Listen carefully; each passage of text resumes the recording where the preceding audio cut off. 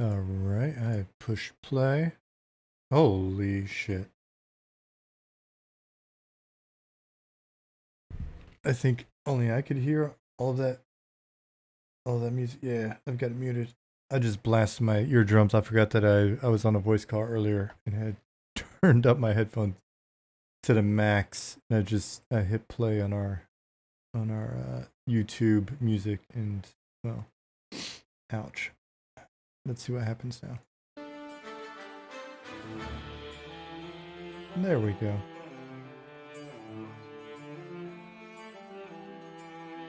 Get it to be a pleasant volume. Cool. All right. I think we're good then. Let's get to work.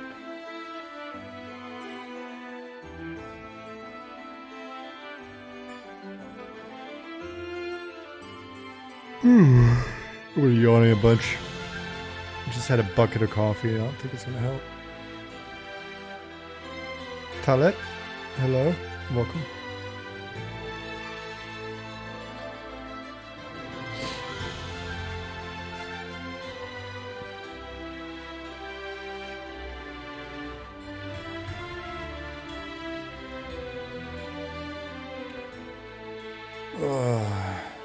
How was your weekend?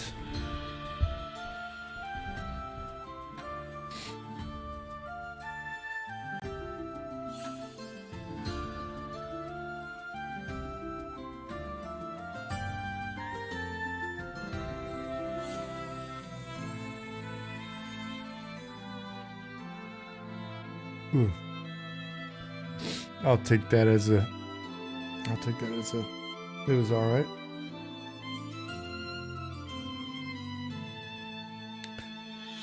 If you're watching this on YouTube, be sure to hit subscribe and all that good stuff.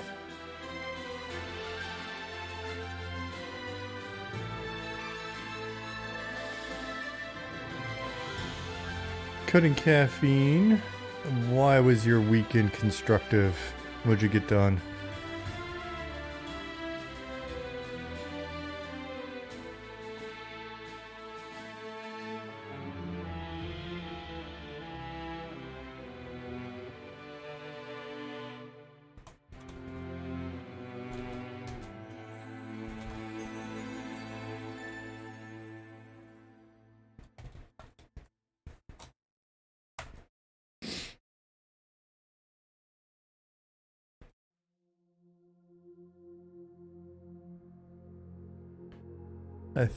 I think Simon's working on the brewery out here. I think that's what this is about.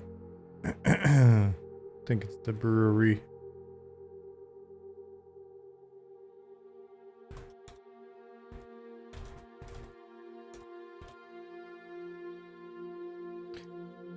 You got several chores done around the house. Also managed to get some frame mats picked out and customized for your latest paintings. Oh, very nice.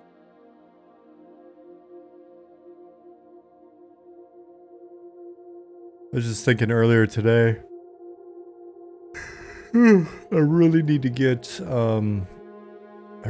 my paintings and books out of storage in the US. Still, I'm paying like $100 a month for them. Need to check in and see if the shipping prices have come down any. And it's unfortunate because it's not very much. It might be a little challenge to get them shipped.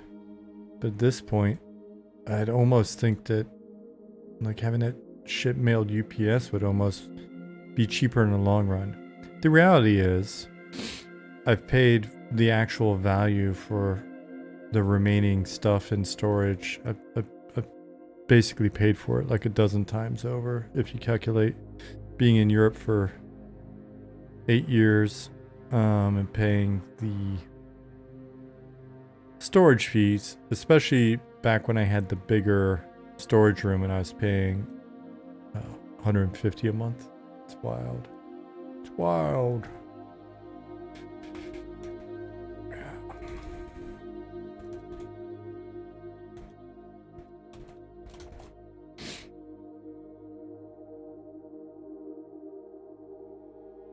Okay.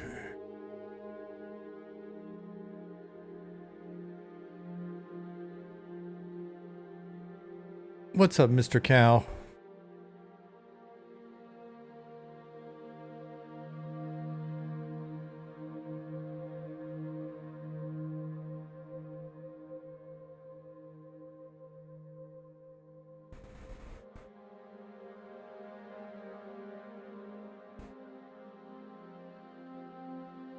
You're at work. Working hard, you suppose? Yeah.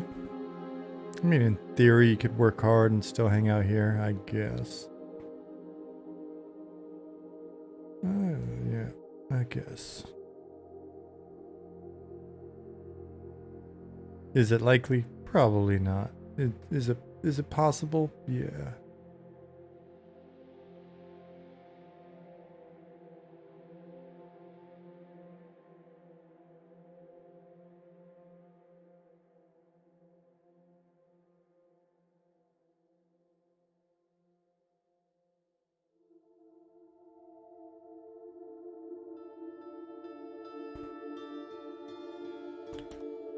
Zone? Where am I gonna zone? So, Ekir. We'll go there. Let folks that are watching the VOD and those of you that are actually here can see a little bit of what Pattis has been up to. If you haven't been watching his streams, I recommend you watch his streams, watch his VODs.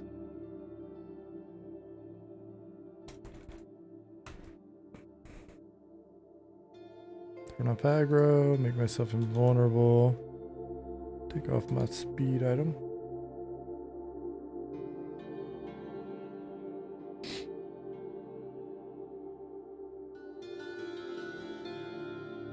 What's up? How you doing, Thadvik? Looks like the GUI's evolved a bit more since the stress test. Looking really nice. We've had some changes here and there. Though I think it's mostly what you had.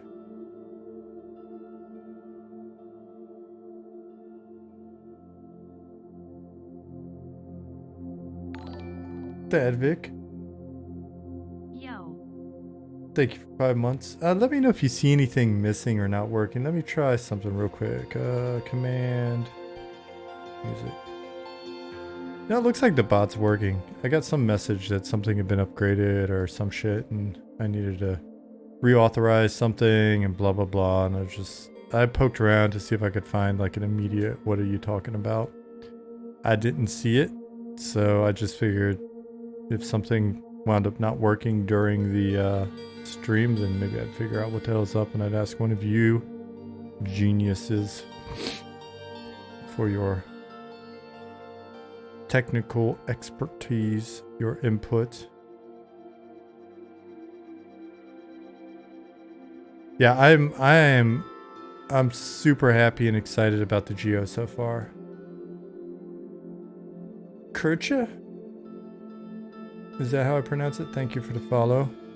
Kircha or what? Kircha? Or it could be Kirche.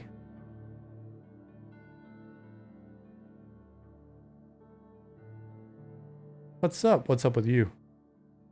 You have a question on pathing. Do you have to define P? Define P? Or do you have to define pathing in some areas? Nope.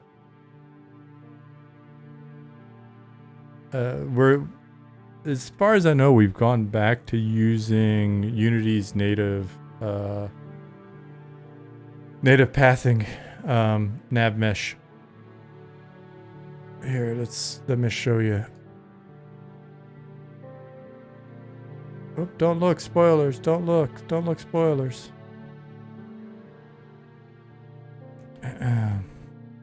I just said that so you'd look. Vintali, what's up? Windows AI navigation. I think I'm missing something. Something's changed.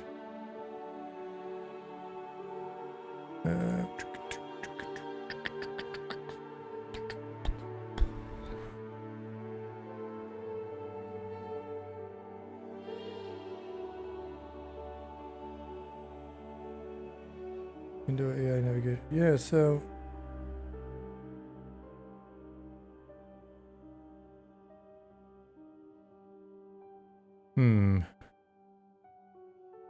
there's some view.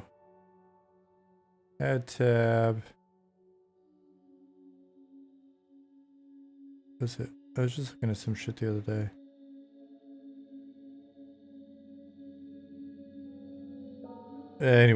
Anyway, it's not a big deal. I'll simplify what I was gonna say by just saying we use Unity's nav mesh generation.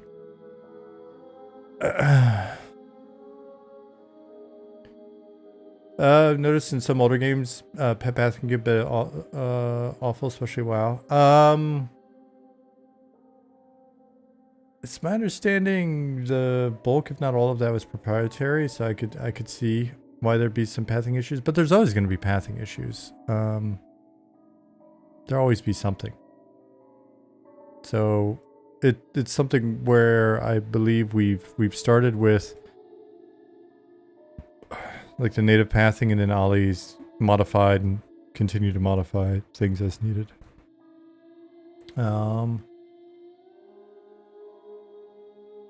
So is it Kirch or Kircha, or because I'm gonna say your name because you're talking to me right now and I don't want to screw it up. I'd feel bad. Yeah, Ventali's new dungeon that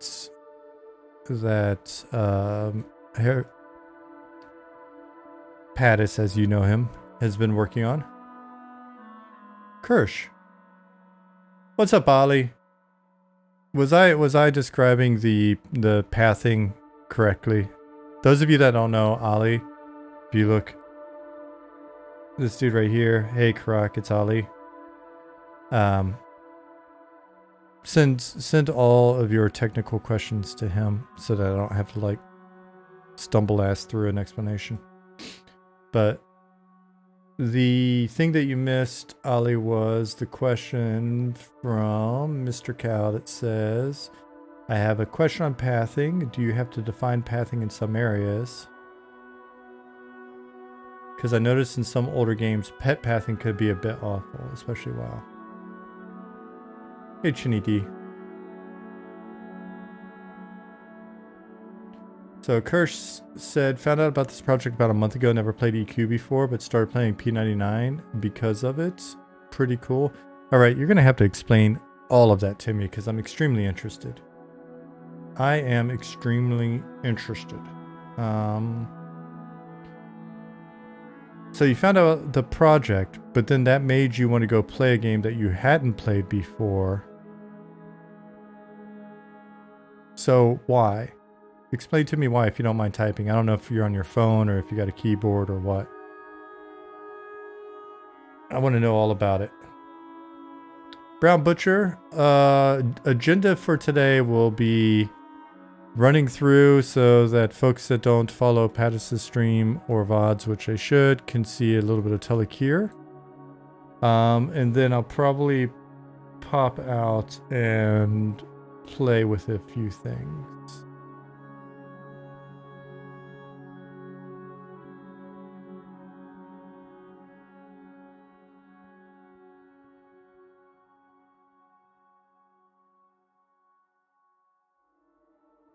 Hey Liz.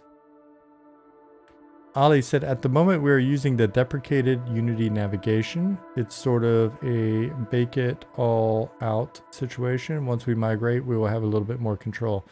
Is the migration, does that get us to a point where it's like asset specific baking, or what was the what's the new change? Robert, are you out there? I wonder if Robert... I need to get Robert in here one day soon.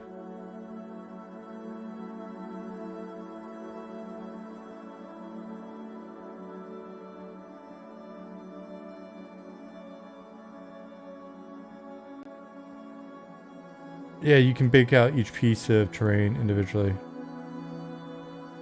Cool. It's nice whenever my like half-assed hand-wavy answers are somewhat in the ballpark at least.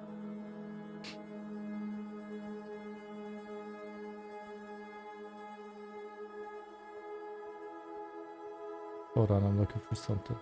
There we go.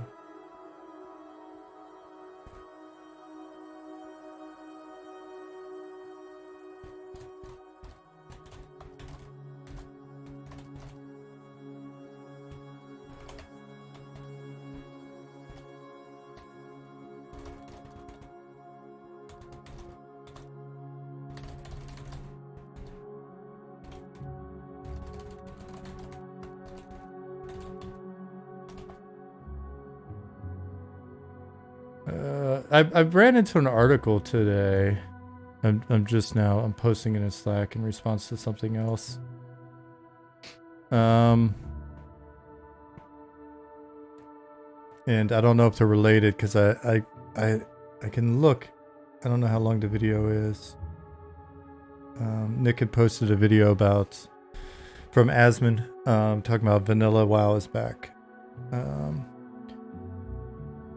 And so, but I ran into this article today and thought it was interesting.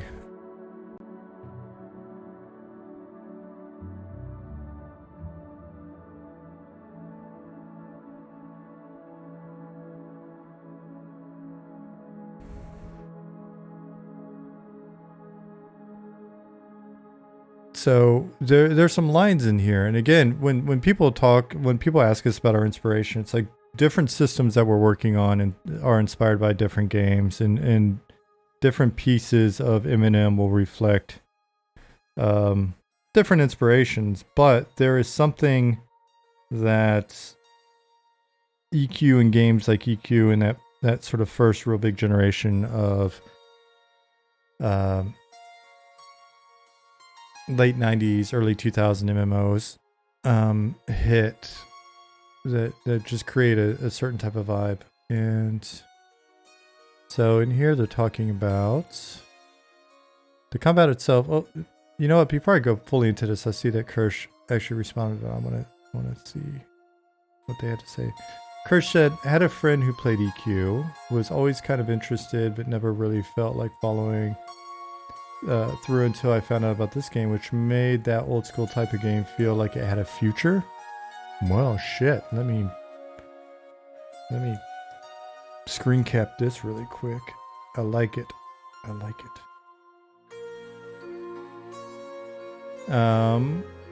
hopped on a P99 to see what it was like and see what this game was inspired from. Tight.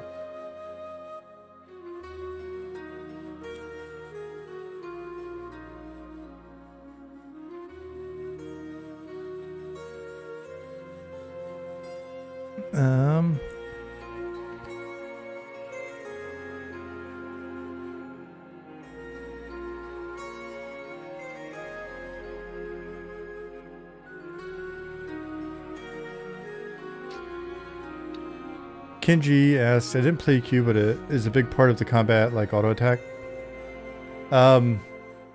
Being auto attack creates a substantive layer in the combat, but it depends on what you're playing.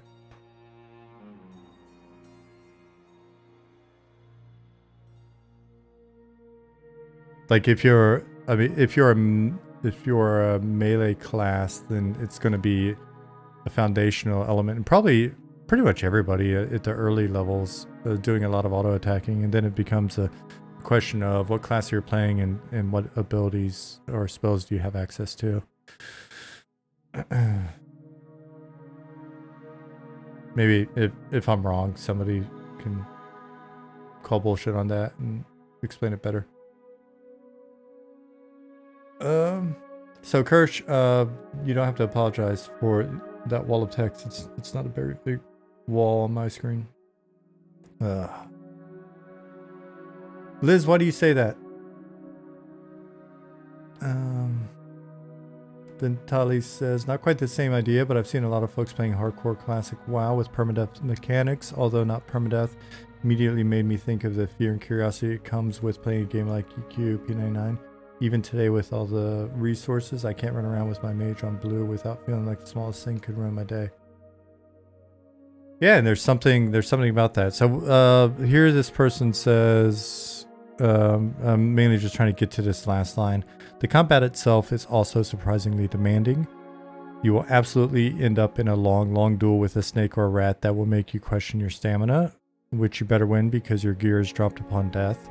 Also, as if it wasn't clear from my half hour lost in the erudite starting zone, EverQuest gives you no real direction or means of orientation. Quests are remote and out of the way, so you scout out the realm of Norath by running around from bigger and better guys, slowly constructing a mental map of hazards and refuges. There is a chance that all of this is bad game design. It certainly runs counter to the instincts honed from a life spent in Azeroth. However, I can't help but be captivated by the sheer recklessness of EverQuest. In a way, it feels modern.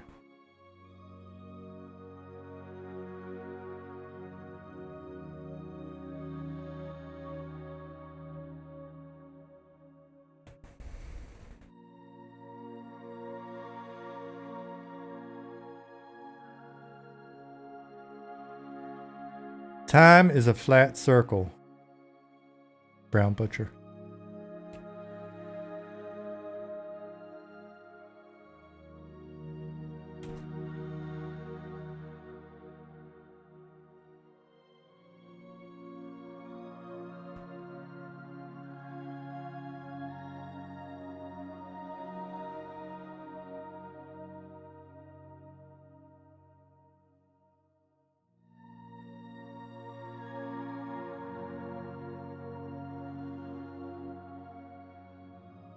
Brown Butcher, I don't remember that quote.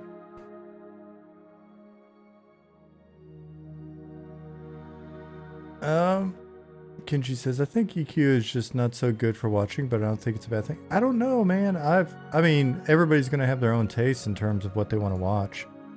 Maybe it's just nostalgia for me, but I can really get into watching some EQ streams just because in many cases the streamers got the time, the ability to interact with the stream. They're not like super hyper focused all the time.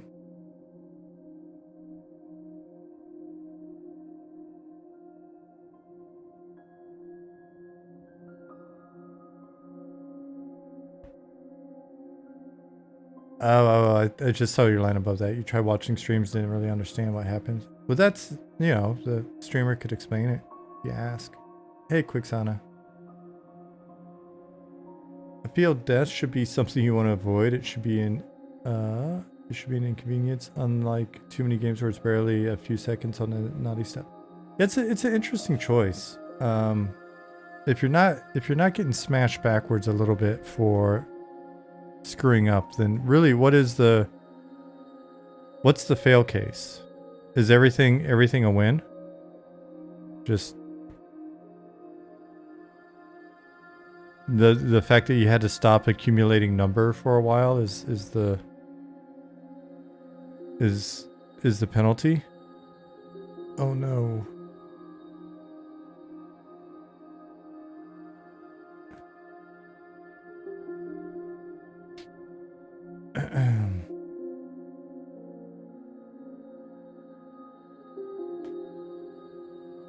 Oh man, I've got to watch Brown Butcher. I've got to watch that series again, or that season again. I've probably seen it 3 or 4 times, but it holds up every single time.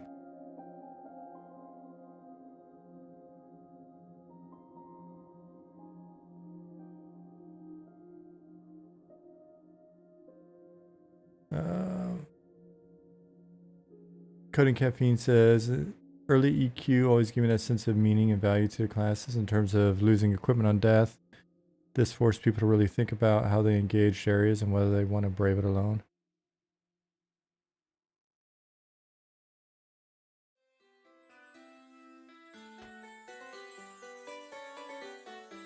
Oh shit, I thought it switched soundtracks for a second. Because for a brief second I totally forgot about the new music. Nope, still our soundtrack.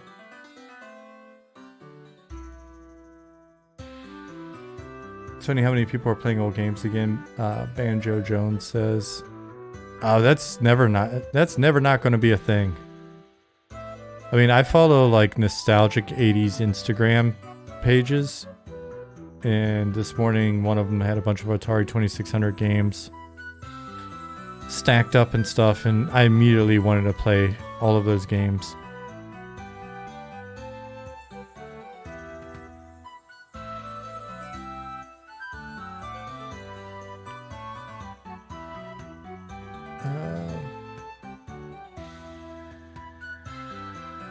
Liz says, I think there's a leaning to modern games being more spend a few days, game done, and look pretty, whereas older games were like months, years of effort.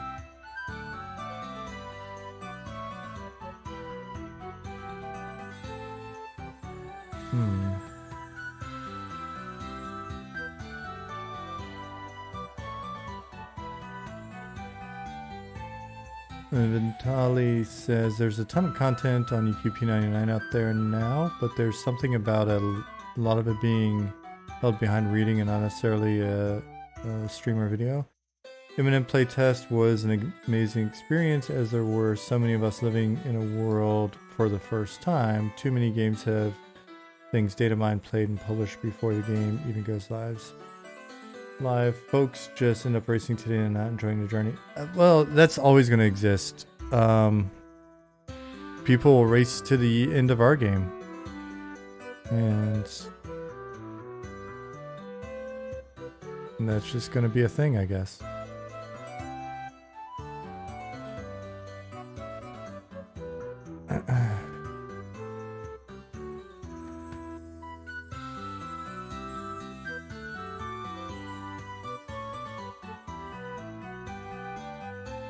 And SC2 says, people just want to have a ton of stuff ahead of them and feel like there's tons to do and tons to work for, even if they just end up grinding.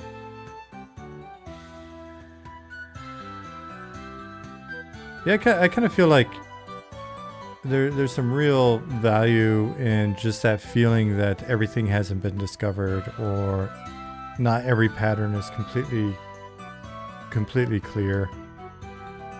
Like, for me, as soon as I start seeing the systems, then it kind of gets,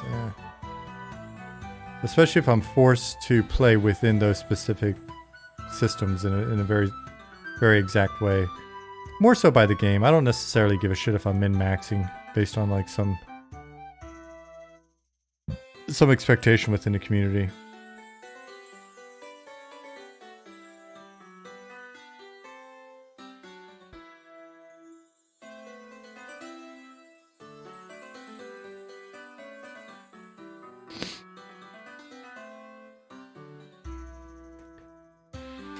Like right now, I can get on. Hey, Roberts.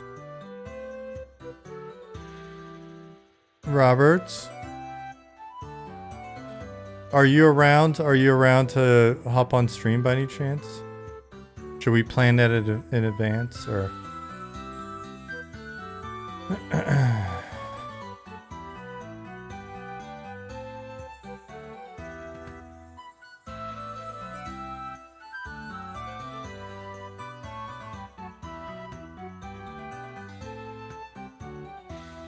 So, Kirsch said, I definitely felt a bit of that journey when I was playing P99, but it was diminished a bit by being, 20 years old. I would definitely keep giving it a chance, though. The thing I was about to say is, I can go to P99 Wiki and look up everything. It doesn't make the journey feel any less important to me, and I've seen a lot of that shit several times over. But I know I have to put in the work. With the other stuff, I know I have to like find a group and have people help. Oh, you know what I mean? Like, I think there's just something to the way that it plays that ensures that the journey's the journey.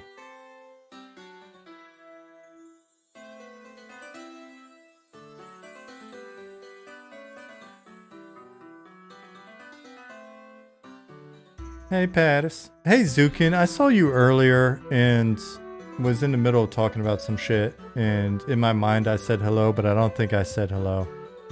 And for that, I apologize.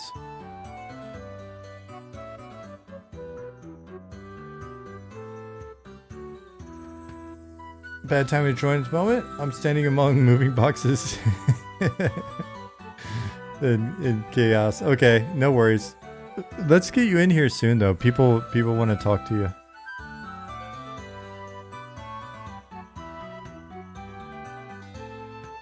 I'm hoping the move goes good. So Kirsch, I think if you get past the graphics, if you're playing on P99, then be sure to, like, I think what is it, Shadows? What is it, /shadow? Shadows on? Is that it? Or is it shadow space on? Oh no, turn on the shadows. That helps a little bit.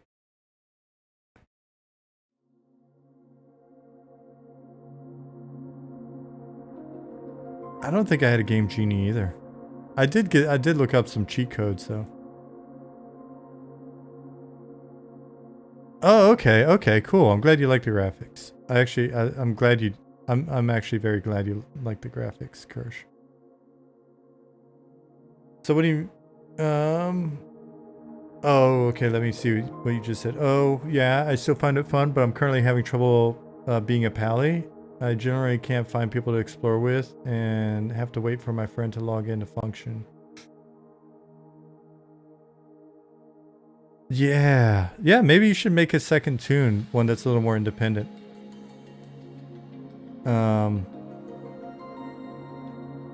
Get yourself a necromancer or something.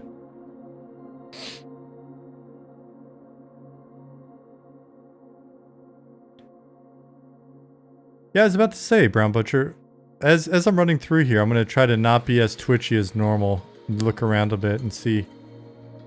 Again, you folks should be checking out Pattis's streams and VODs, but if you haven't yet, take a look at this zone. What's over here? Oh, shit.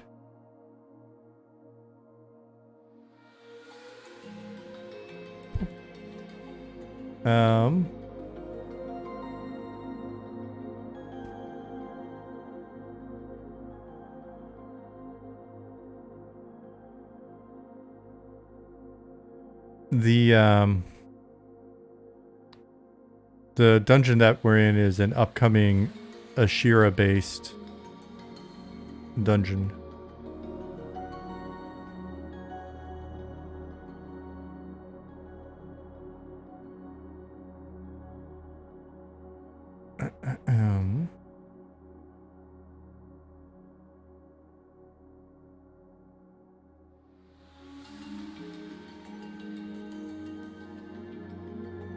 Needs more trapdoors on the floor.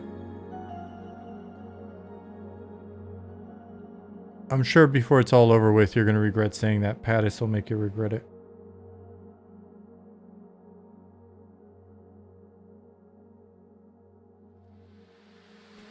Brown Butcher said, it's pretty neat watching you explore your own game and say, oh, what's this? Must be cool to have constant little surprises as team members add things. Oh yeah, for sure. And with my time management, a lot of times it's hard for me to catch up on streams because I can do audiobooks because I can just listen.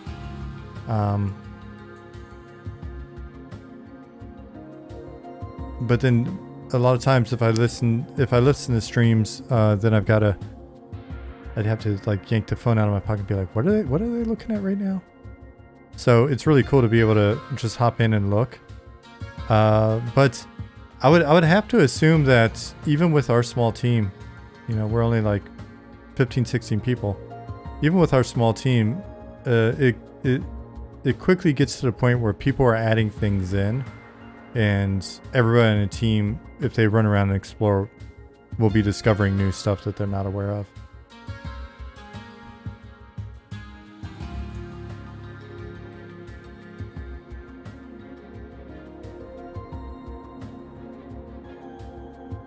Yeah, Liz, that's got to be a bit more challenging when you're doing like true solo development. Robert said, "Can't wait to get my move done and the new studio set up so I can get back to finish off Night Harbor Atmospheres Part 2. Getting there, and I'm excited. Yeah, dude. Robert is just, I mean, he's put together so much music already.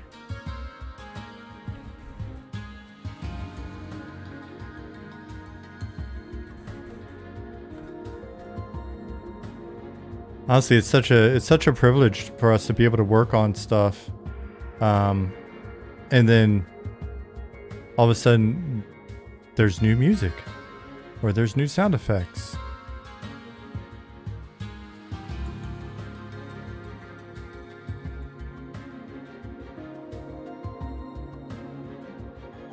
Can you get out here? Oh, I thought there might be a way to gimp that a little bit. Oh, okay. I always get scared in water.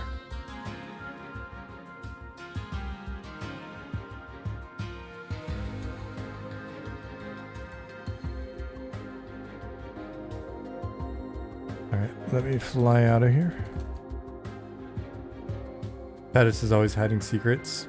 Yeah, and it's funny, like, the amount of stuff that he can add in over just a couple of sessions. I swear I wasn't in, I was in here not too long ago, and then I came running through here this morning and was just like, holy shit, there's a whole bunch more.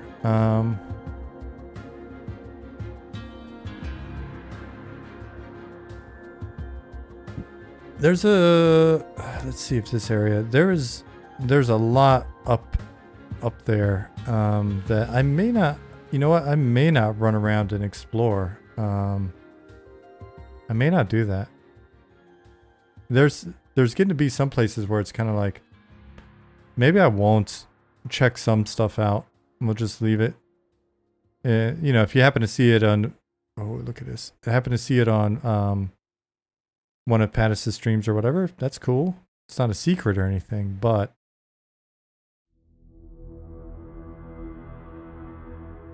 as we add more and more stuff in, you'll probably see less and less of it explicitly on stream.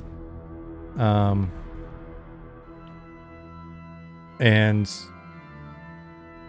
that'll lead to some fun scenarios where you'll actually be able to explore it for the first time. Liz says it's amazing how much difference even a bit of grass texture makes too. Yeah, I'm excited for us to explore the environment textures over the next couple of months. It's going to do a lot. Can you look at those shadows on the grass? Ollie asked. Yeah, I can fly up and do it.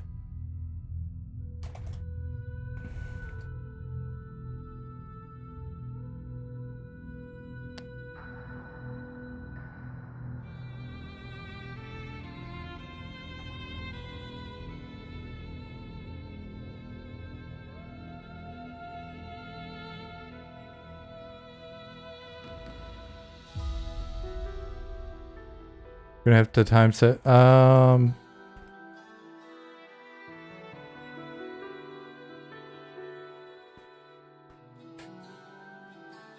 Desiralt said, as a musician, I love all of the Eminem music that Robert has created. I literally put it on while playing P99 or other games. That's a super cool compliment. I can absolutely relate. I think I've heard all of these songs so many times just from sitting and working and listening to it. All right, you got what you need, Ollie? Cool. And it never gets old. I mean, shit, even back when there was just, when we first got the first 20-minute atmospheric, I just looped that and would work for hours with that playing.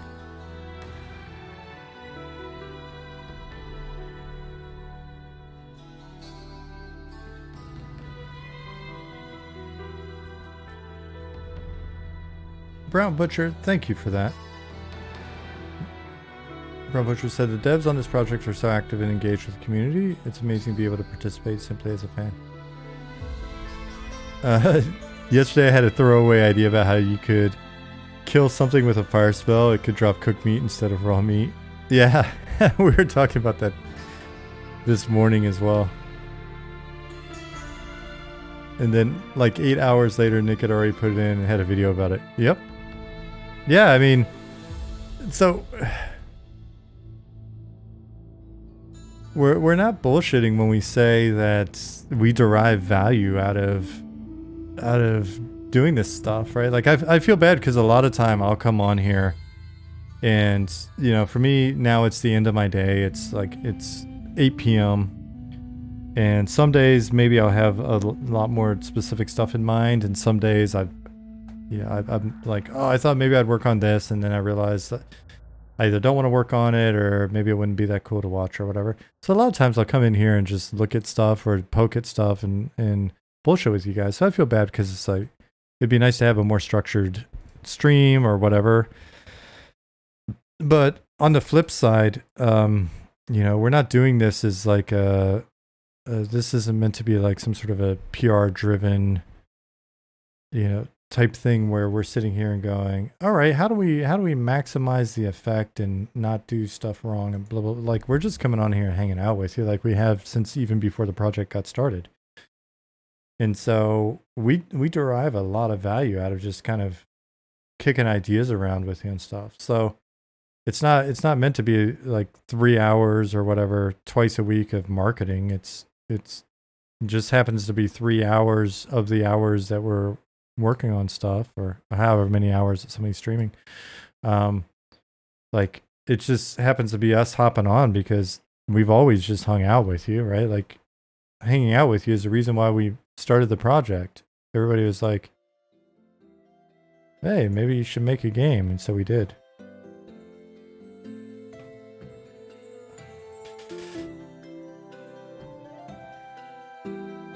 Orsknocker said, would be cool if there was a way to have the game know of areas you haven't been to before and play certain music, suspense, surprise, danger kind of feeling.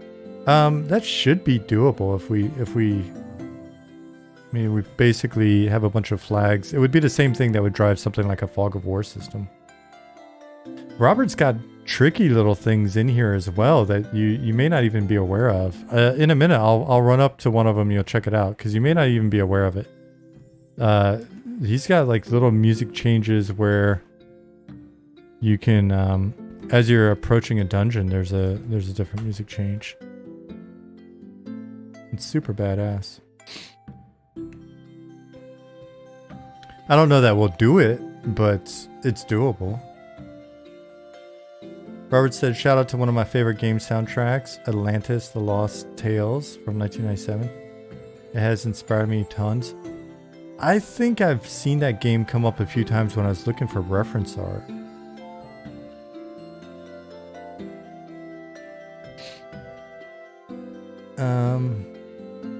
Liz said, I find it one of the most admirable things. I bet you got an awesome English accent, but I can't even pretend to do it. Admirable things, the fact that they don't want our money, unlike all the games who kind of begged and fleeced us and kept us in the dark. These guys that are working on a table and don't want our money yet. One day soon. We're coming for your wallets. Not today though.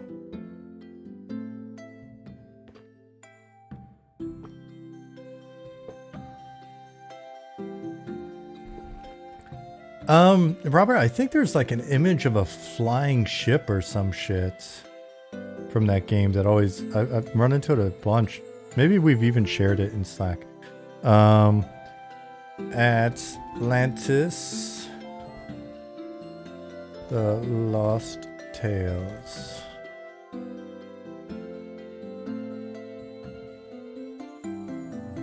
Yeah, I've seen this image a ton when looking for flying ships and stuff.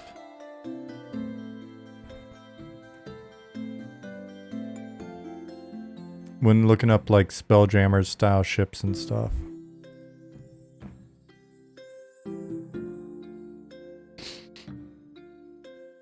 Thank you, Liz.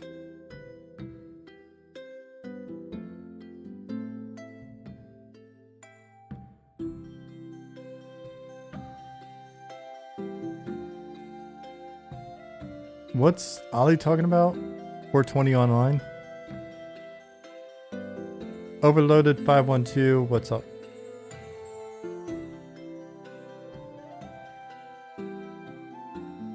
Everything about this project is 100% organic, GMO-free indie development. Fair trade.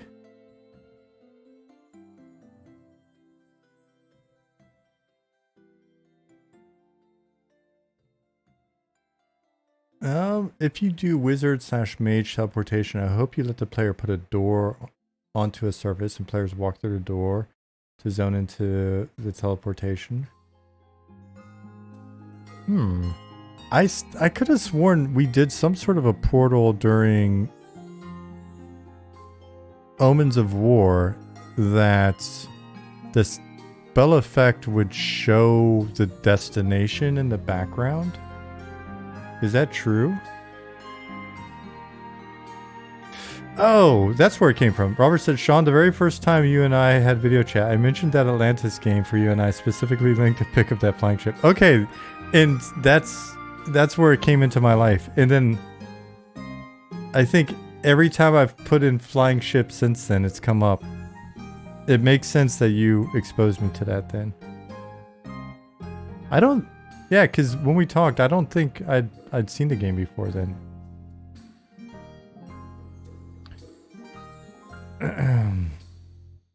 Ollie said, would be cool if you could see what's on the other side in real time.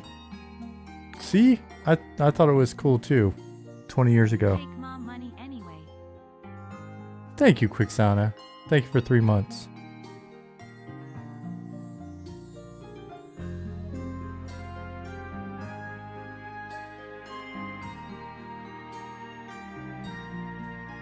I don't think we'd get sued for that, Ollie. There's plenty of other things that we'll get sued for before that.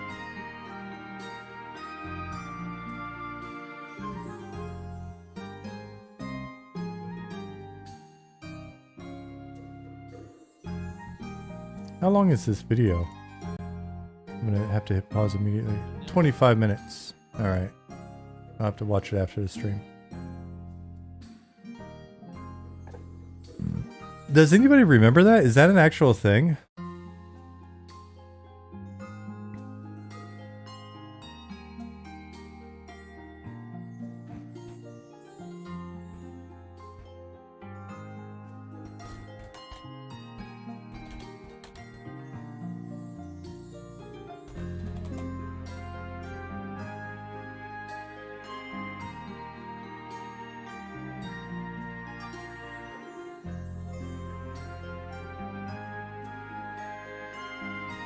Like, we had to fake it. Basically, what we did, if I'm remembering it correctly, is we went to the coordinate in the heading of where we were going to put you in the new zone, and we just took a screenshot.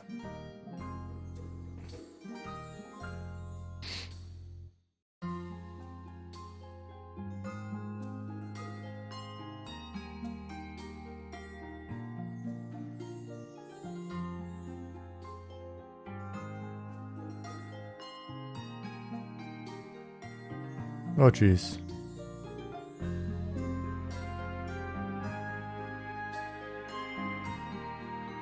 Help. Help.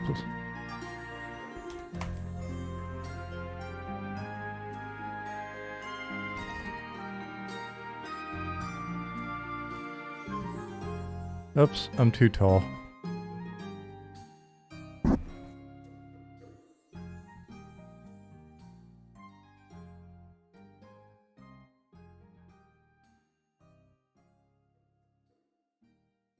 Can you guys believe this is only the outdoor portion of the dungeon?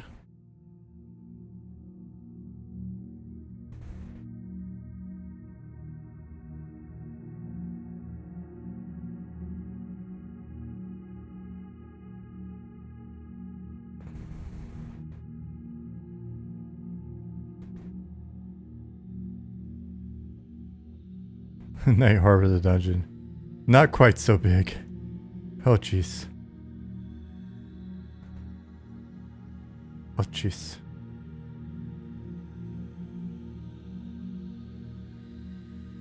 Oh, man. I can't wait to see this thing textured. It's going to be so awesome. Oh, man. Day Harbor. Fighter of Night Harbor. Champion of the Sun. We just got to put in a little leotard.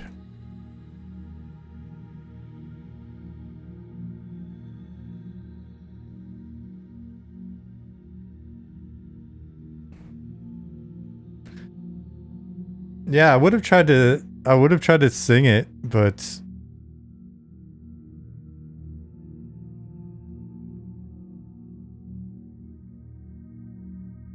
oh man. Your kids sing it all the time. Nice. Oh, those guys.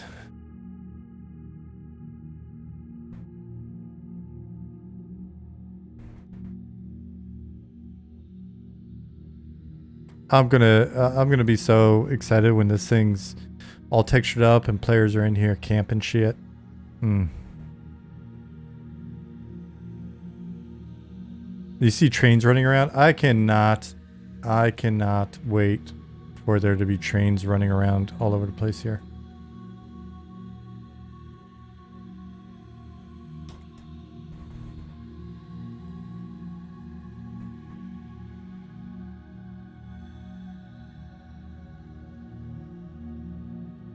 Grumpy, not common case, no.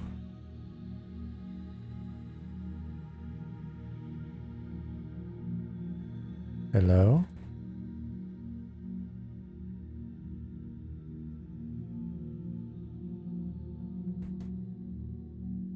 I mean, you're expected to play nice.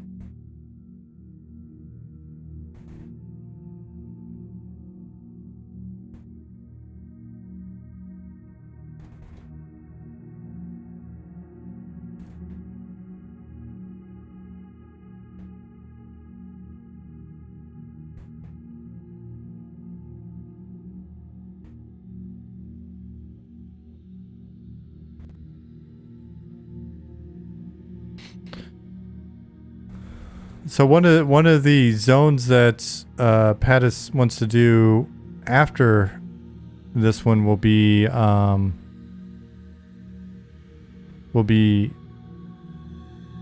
the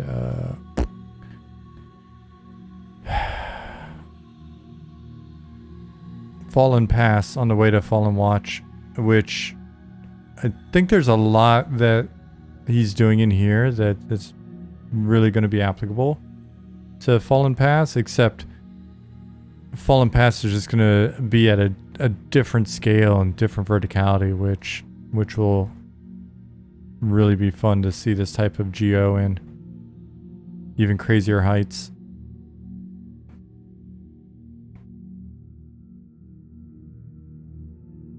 At least per the current design, we'll see.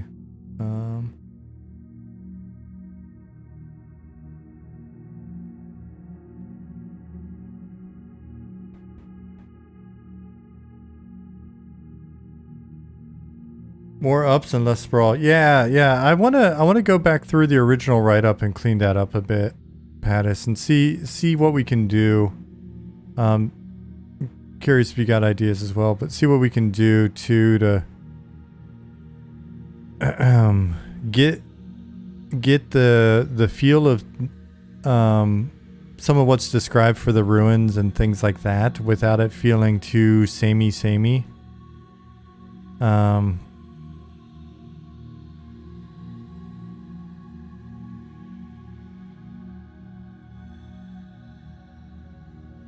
Because I think there's some opportunities to do some cool stuff with the zone, but the current description, I feel like it needs a little something.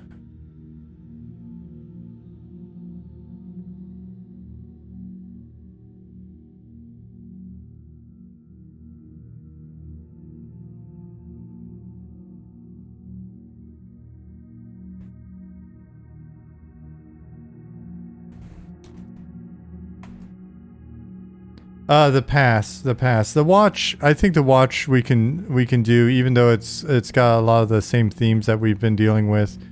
I think just with the points of interest in it and the layout and things like that, I think we can do that upright. There'll be some obvious inspiration going into that one, but I think even if it is kind of common NPCs that you've seen before, I think we can make that one fun.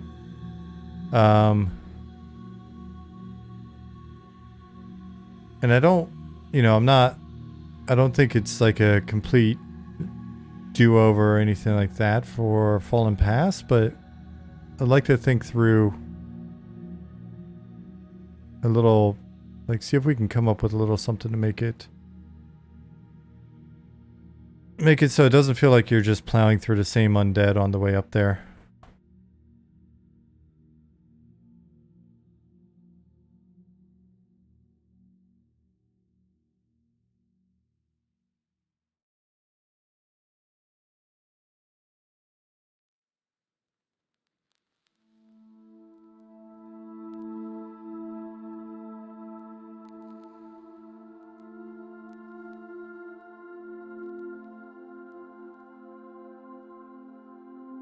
What if the further atop the aka further from the top, aka sunlight, you go, the more pale the undead are? What are they, the undead getting a tan up top? It's like me right now. Got an excellent farmer's tan going on.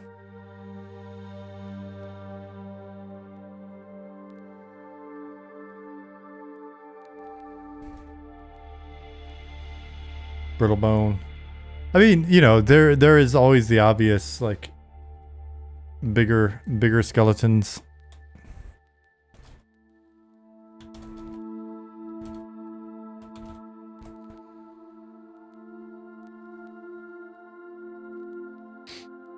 So just real quick, I know we were just here on Thursday, but just real quick, we'll run back.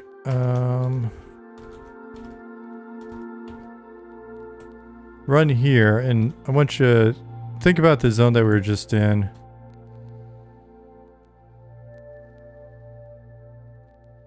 Ollie said, I was watching videos of a snake breeder today. They're super interesting.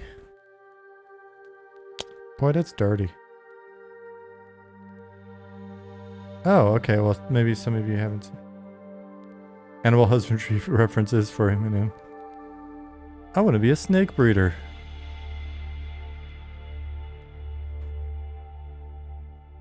I'm just kidding. I think the references are cool.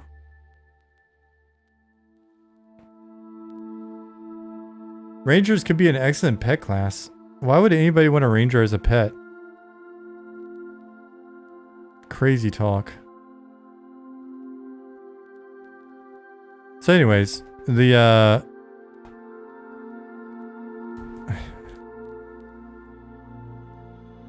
to take the DT. Zukin and Pat is gonna fight it out. Grumpy TV, they do. They even have their own animation. So check it out.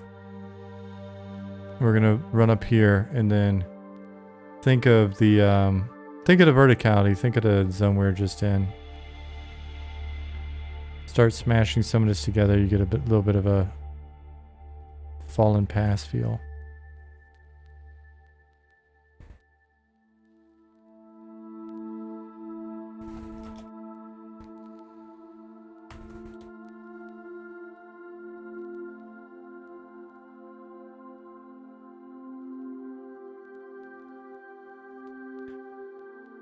Liz, that's our old placeholder rock texture though.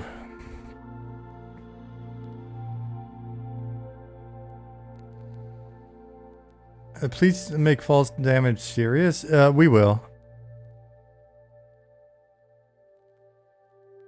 Grumpy said, you know you can't get hurt falling from Kelth anymore. So, I've already killed myself a few times on accident playing around up here, forgetting to turn my GM invulnerability on.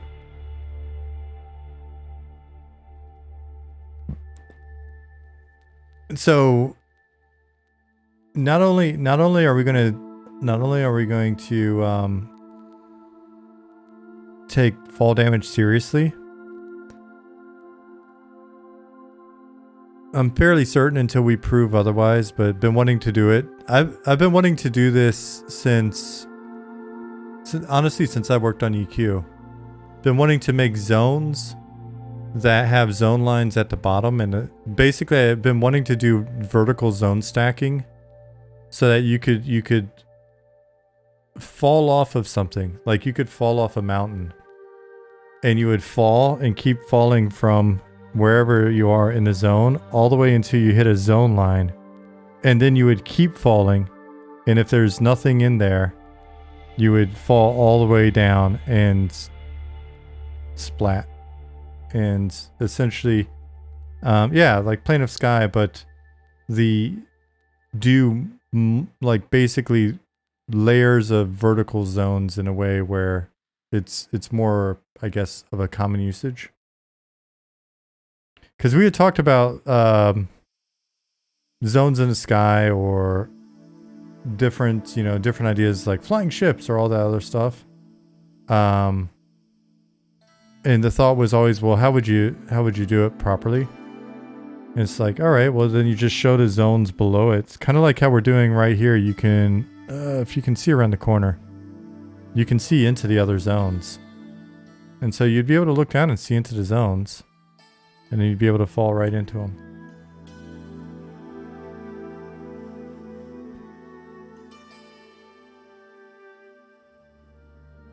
And yeah, your Z-axis would match.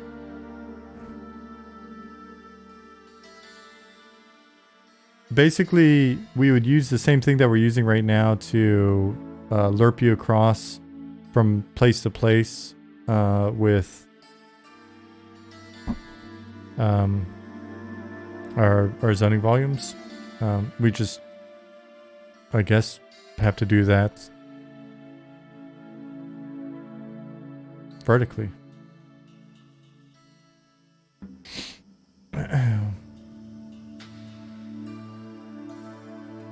Zukin said those flags are nice.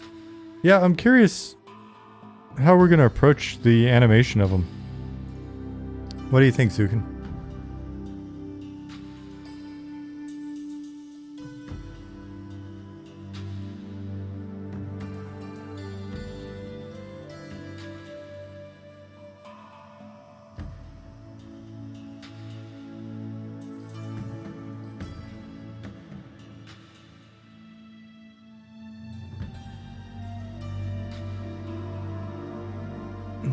Is this...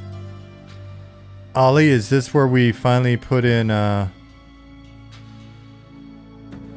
Ollie, do we put in directional wind now? Does the fact that Simon put in flags mean that we need to go ahead and put in a directional wind system?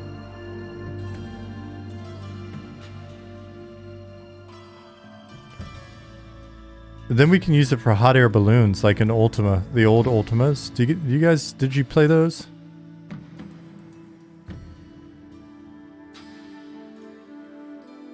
Grumpy, no, I've never seen it.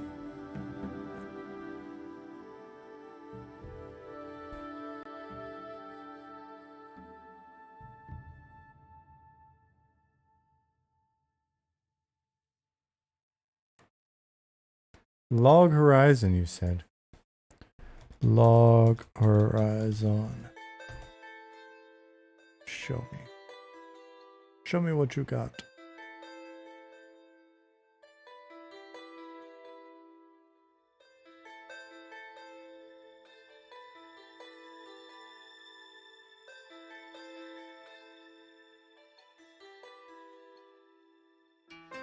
$25 episode first season, 25 episode second season, 12 episode third season. That's what, 62 hours?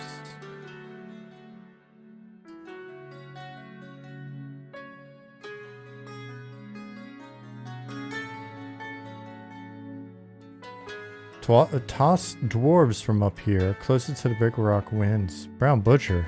That is horrible behavior. You may actually meet some dwarves in this area at some point, and they are not going to appreciate that attitude. They may even whoop that ass.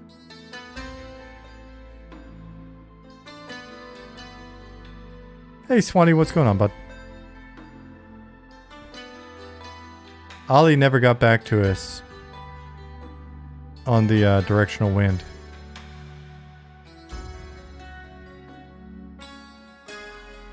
That'd be pretty tight though.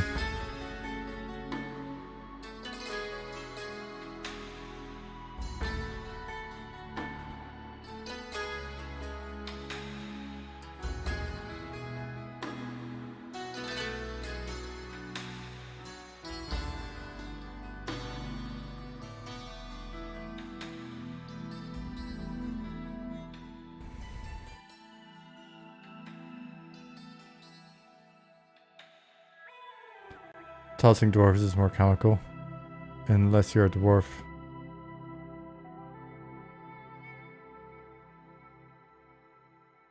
Swanee said, those cloak animations look great. I haven't been here for like a month or so. I got another son though. That's great. Congratulations.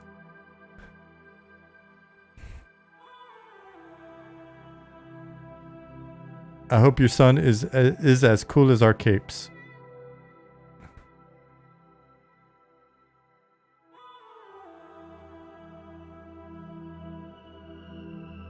You may not have seen much of this, to be honest.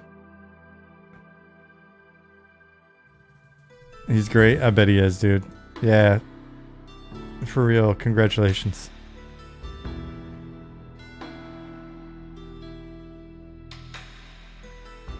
I'd be so impatient. Be like, when can I start programming this thing? Yeah, so this I've mentioned this on the previous stream we were looking at this, and I don't know if I've mentioned it to Simon directly, but I need to. But like, I found this. I found this path to be really inspiring, and honestly, when we were talking about the idea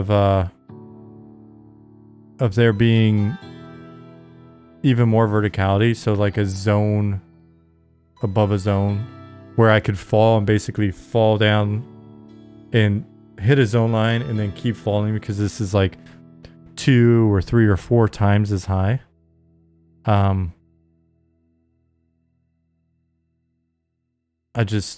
excited to play around with that and see if we can make it happen. Kithagor, thank you for the prime.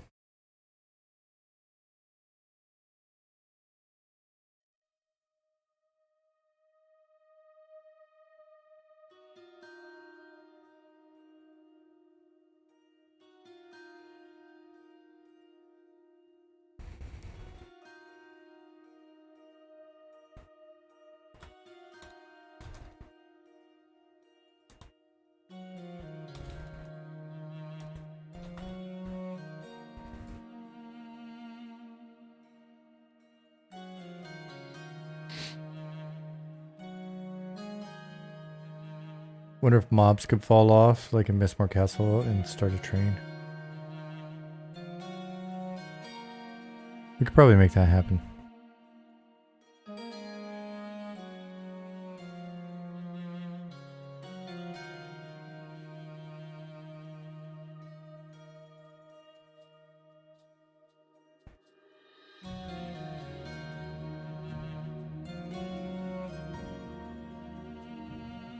I gotta remember to ask Simon if he's considered the size of the guys who work up here in the design of everything. Kirsch said, I love how it looks so far. I can't wait to fall off while auto running like an idiot. We're here for you. We cannot wait for you to do that as well. Bit of lag, oops dead, or chatting with your group, or you've tabbed over and you're watching a YouTube video.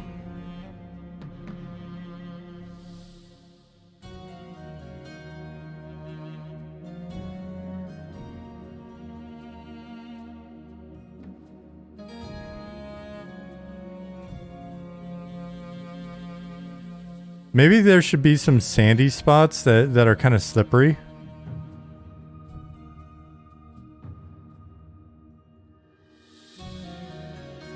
Kind of a little bit of a Velks kind of sliding towards the edge. Ah. Just keep you on your toes a little bit.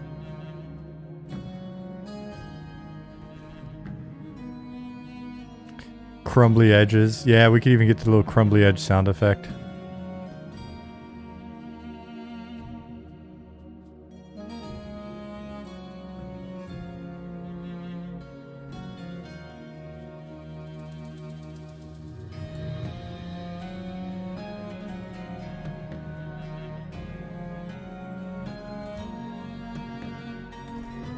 Spots where a gust of wind blows you off. I think we can do that with volumes.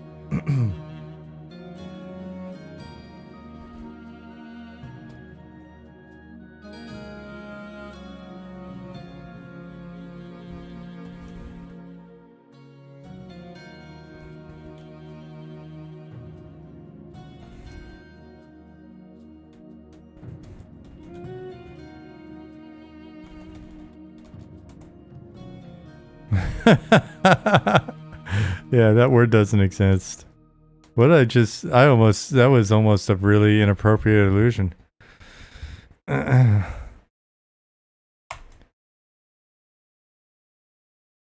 Hopefully we have not put illusion orgy into the game.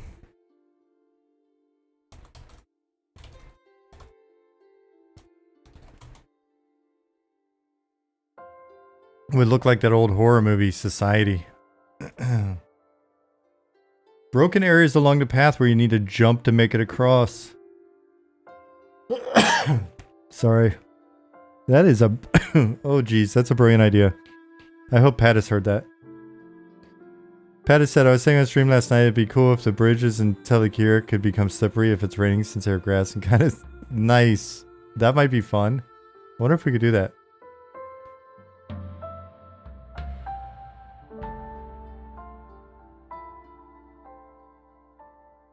Sliding like ice. What about gusts of wind that blow people?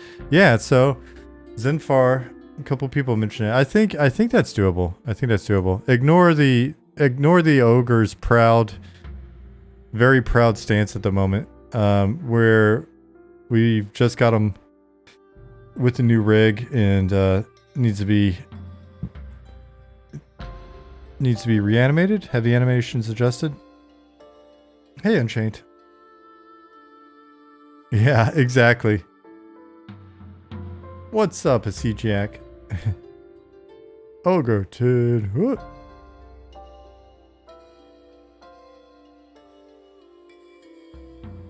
Reporting for duty, sir.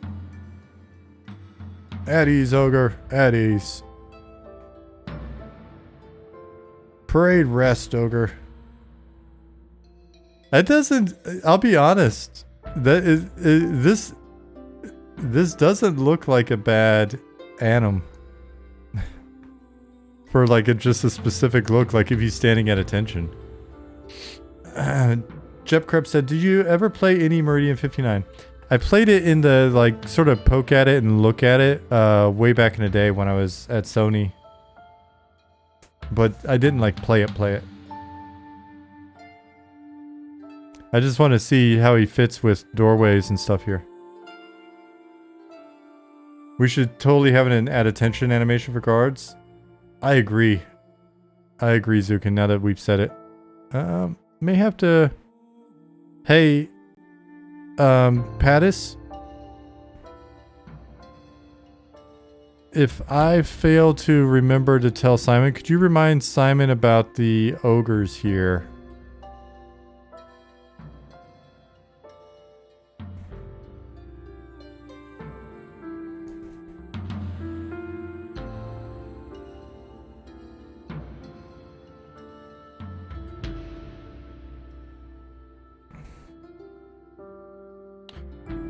Pessimistic Squid said, my old drill instructors would yell at that ogre to close his car doors, elbows out, at attention. Oh, trust me.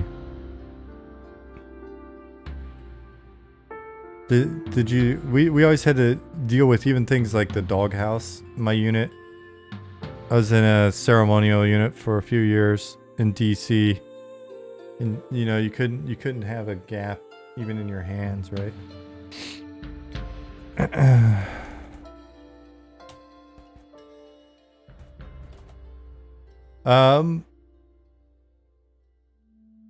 Yeah, we're pretty strict. Jep Crap, why did you ask about Meridian 59? Did you play it a bunch, or what are your thoughts there? What is the source of your inquiry, my friend?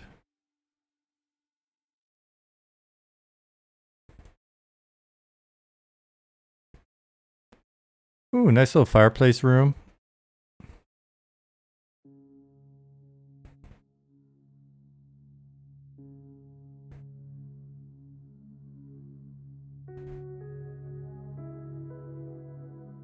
Will the ogres scratch themselves? Not by default. We've joked a little bit about having there be a quest that would unlock certain animation, some different quests to unlock certain animations. And I think over the years I've joked a bit about the itchy butt quest.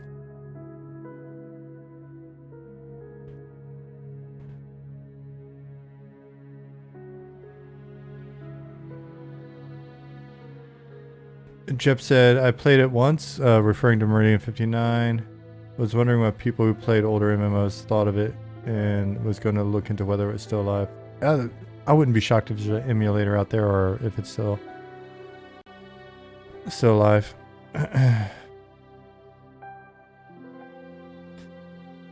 Grumpy said, someone in my guild said they put my ogre on ignore because him talk like this. Grumpy, yeah, that is the fate of many a ogre. Because many a ogre talk like this. I feel like an ogre salute would be different than human militaries. Maybe close to a salute of the Little Rascals, He-Man Woman Haters Club.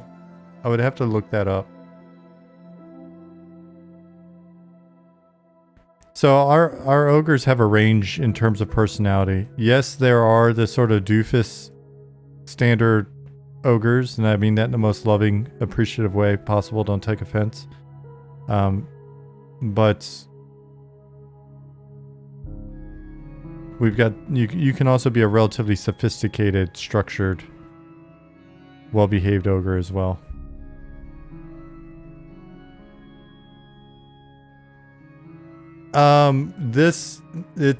It is a work in progress, Overloaded.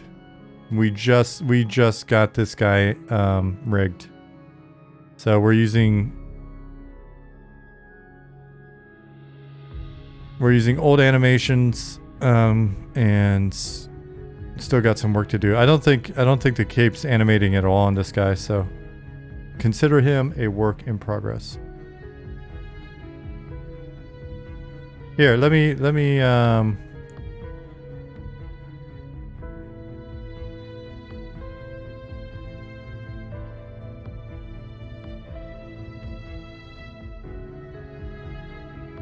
see if I look like myself again. There you go. Now I'm me again. That was just an illusion. It's an illusion. Zukin said, like Robot said, we just got to ogre on a new rig. Probably gonna have to set up the cape stuff today though. Or probably going to set up the cape stuff today. Yeah, look at my beautiful cape.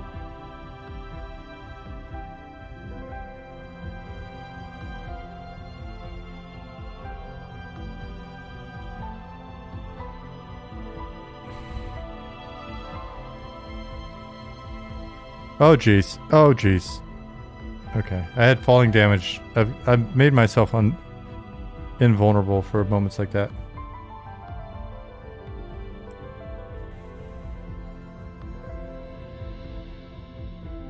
What's over here?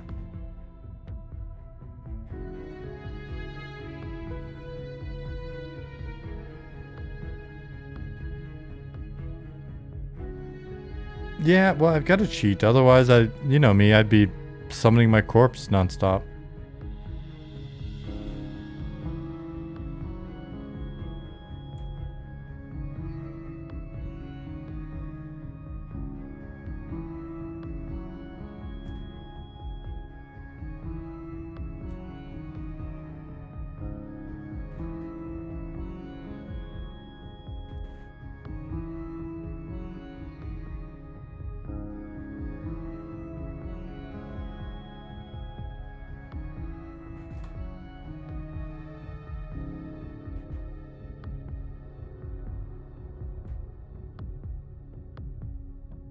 All right.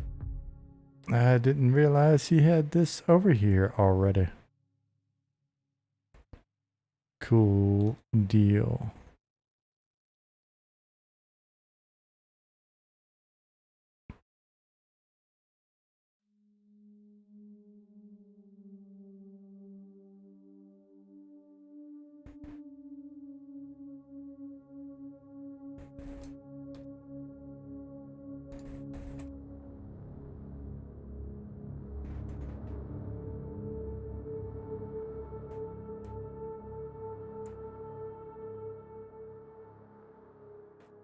My bar is so big.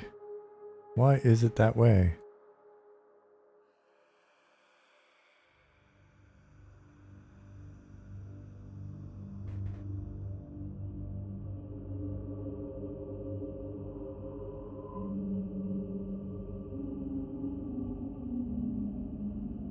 Oh man, I'm excited for this zone to come together.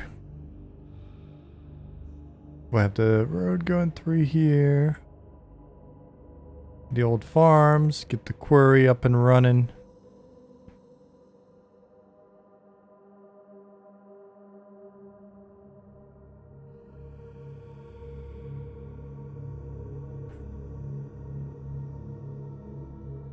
Oh man. Without invulnerability on, I would actually be paying attention though, because I would hate to fall and die.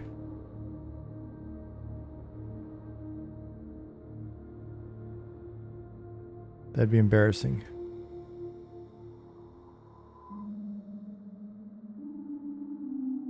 Zukin, I don't know the reference. Do you remember all of that from playing before or from the emulator?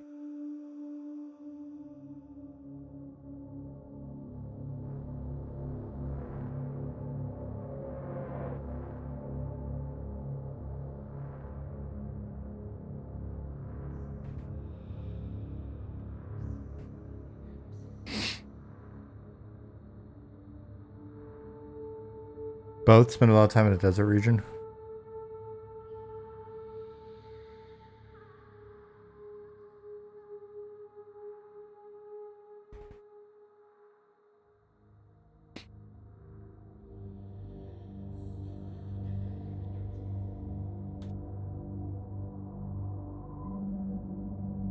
Oops, wrong thing. Wrong thing, wrong place.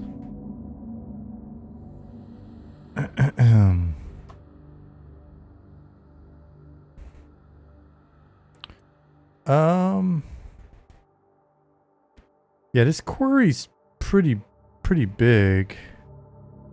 We'll have to play with making the topography a little more interesting.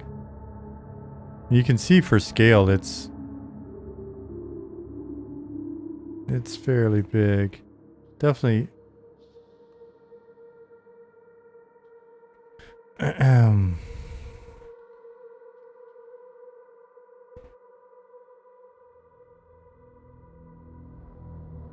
Oh, let me check in here and see if anything's been added.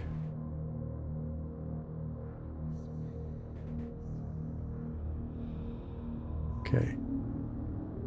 Oh, cool. What in the world? Our environment artists are out of control. What the hell? What the? Oh my god, you guys. Oh, stalactites, stalagmites. What in the world?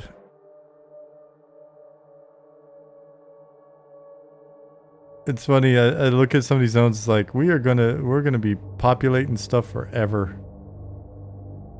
Forever. Somebody was talking about, what was it, Larathin in Discord? Those of you that aren't in our Discord, I need to get better about doing streamer stuff. Here's our Discord. Here's a link to our Discord. I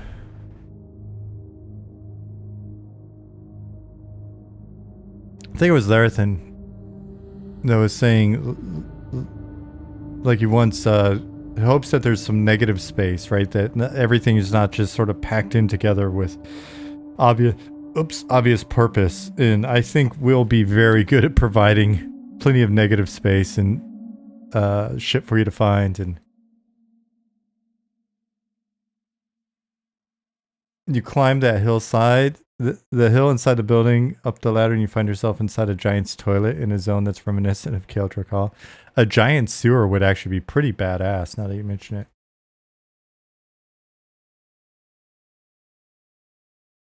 Mizumo says, I love it. Holy...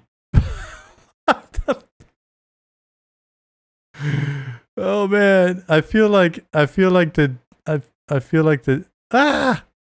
I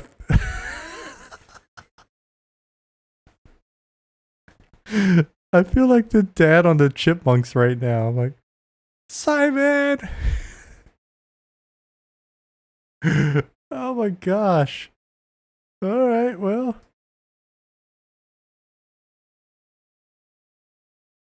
We're not bullshitting around with this camp. Oh my gosh. Gosh. Whatever. Where does this even go?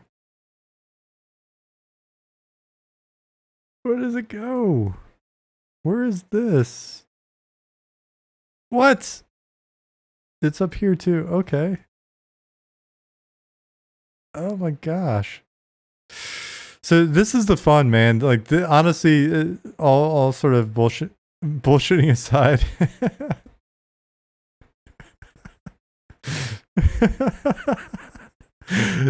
Oh man, the old Adams on the new rig with no clothes on is even better. Come here, rusty armor boy. Let me cuddle your back fat. Anyway, the oh geez, the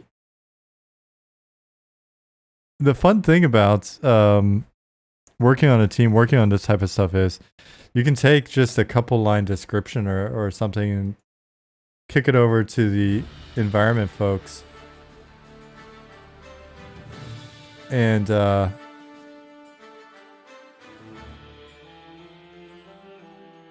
then you get back some stuff and you're like, I wasn't expecting that, and it's awesome.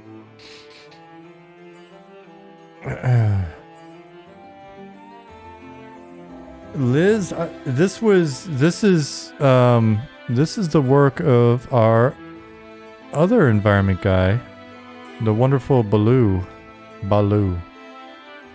Simon. So Pattis has been hammering away until Ekir. Ooh. And Simon has been doing it proper in here. Yes, there's two amazing people. Hey, Atichi. I envy their skills as well.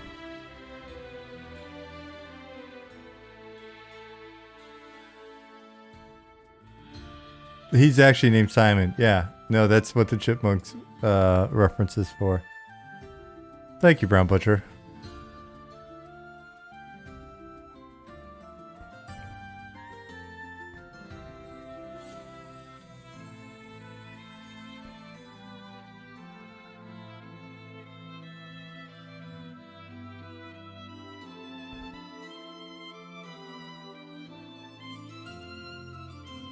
Well, this was a fun surprise.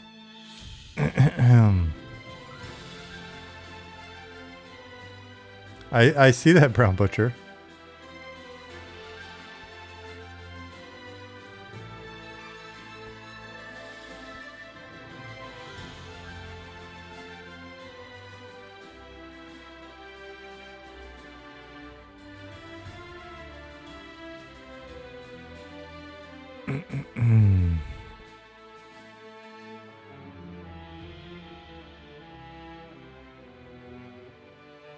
What? Okay, this is where I came up though, right? I'm assuming this is where I came up. Yeah.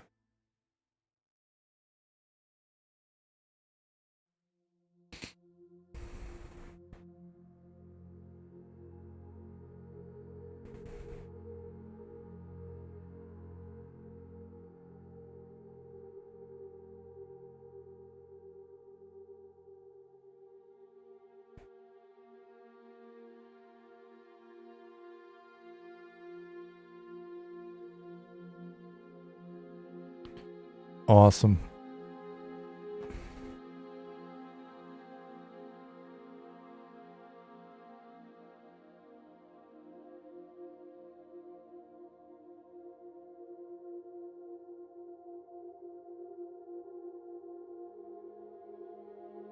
Organic Cacao said, Simon is on a roll. Looks great already. Yeah. Mizuma said, this is actually inspiring stuff. That's good to hear.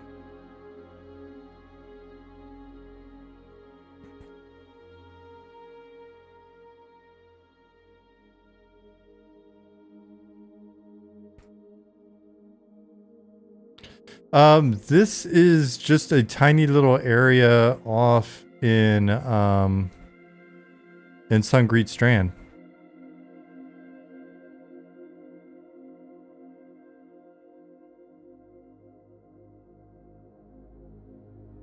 I didn't even know it was all there. I knew there was like a small cave. Last I looked, there was a small cave over here. And I know who lives in the small cave, and then come to find out it is a cave complex with a full-on big old camp in it.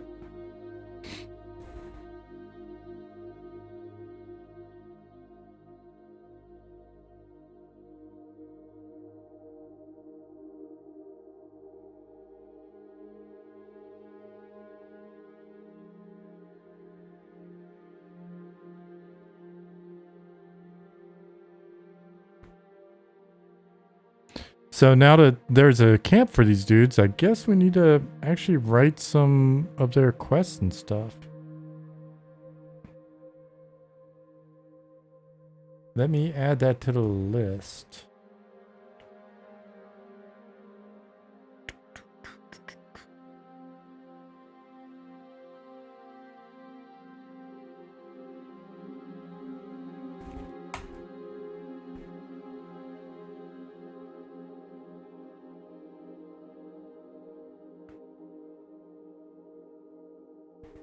They're gonna be some fun guys.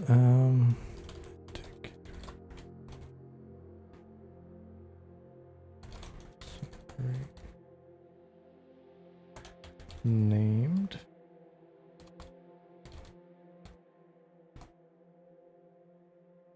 Cool.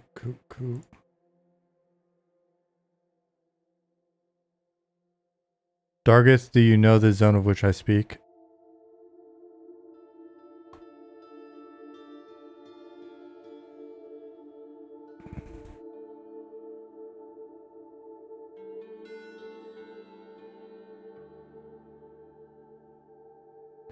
Okay, yeah, it's coming along pretty fast, so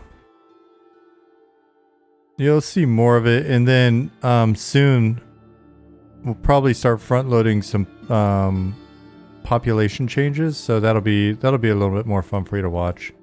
You can come in here and start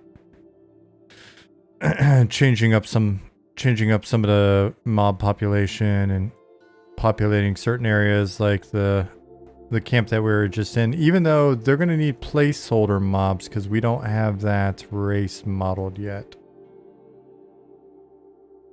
Jazzman GT said, all I see are people making EQ comments in chat. Why is it only EQ community that is interested in this game?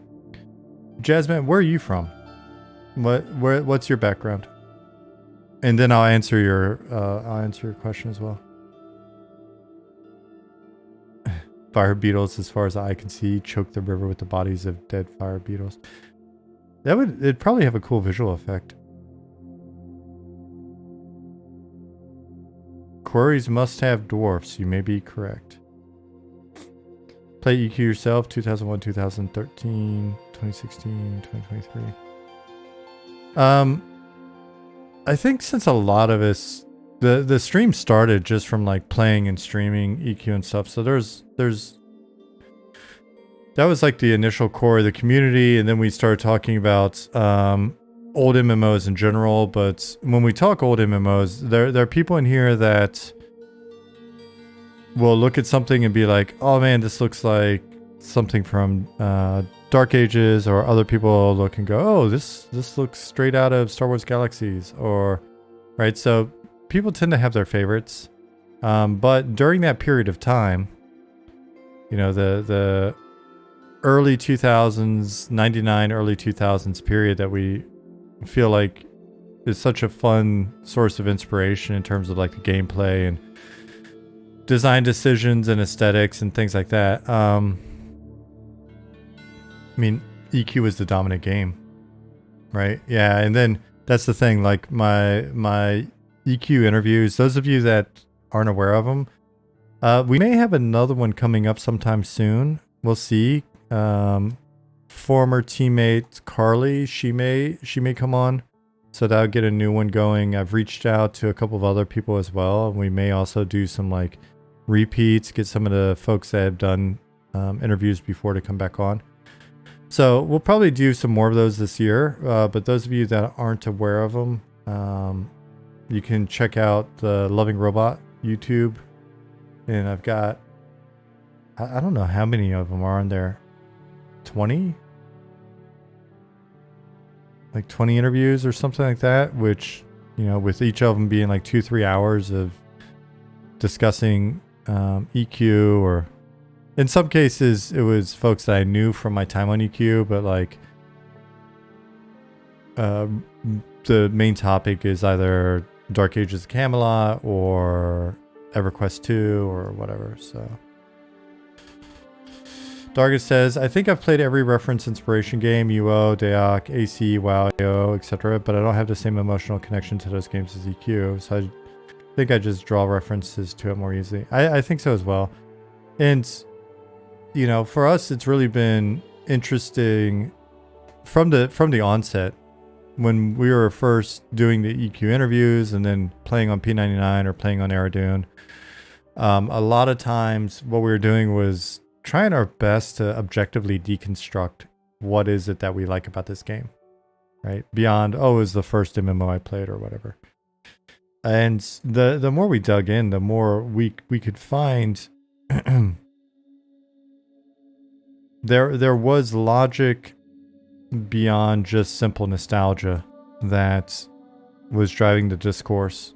And so that's what led to the idea of, hey, if we could make a indie MMO using modern tools and a lot of hindsight and learnings from different emulator communities, etc., what would we keep? What would we add? What would that game be? And I mean, that's the origin of the discussion that eventually led us to start, you know, tooling around and making this thing. So naturally, we're going to find a number of people. The belief is that the core of our initial audience, the whatever it is, like 3,000 people in Discord and 3,500 people on the mailing list, etc. By the way, mailing list is here. You can sign up there. Let's get that to 4,000. But essentially, the few thousand people that we have that are currently our core, it's only natural that a lot of those folks, a lot of you folks, come from the early era of MMOs. So you played EverQuest, you played UO, you played Asheron's Call or Dark Ages, or, you know, or at least knew somebody had an older brother or a parent or whatever that played the game, and that led you to go, oh, okay, cool, this kind of seems interesting. But the belief is that the things that made those games different back then, the feel, the way that the fail conditions worked, the way the time investment worked, the moment to moment pacing, all those little bits, they make up their own like subgenre of MMO that we believe is valid today, and then we can take those systems deeper. We can push the content further in different areas, and we can pull in different systems and different bits of inspiration from the various games and more modern stuff. I mean, we've referenced things like Stardew Valley as inspiration, right? So we can pull all that stuff together and make an experience that people who didn't play any of those old games before can play and go, oh shit, this feels unique. This feels unlike other things that I've been playing.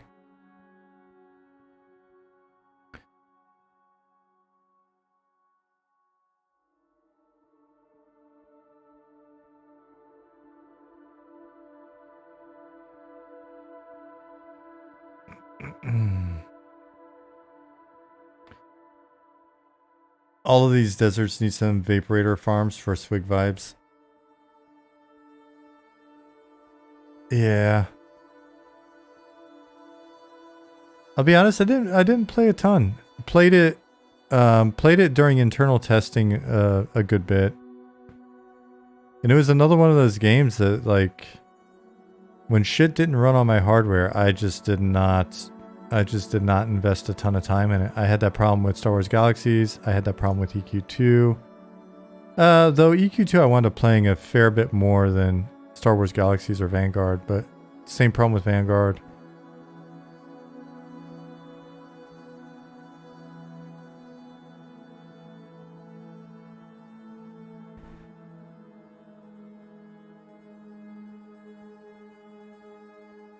So I've been thinking a lot in recent weeks about the forests that exist north of here along the coastline.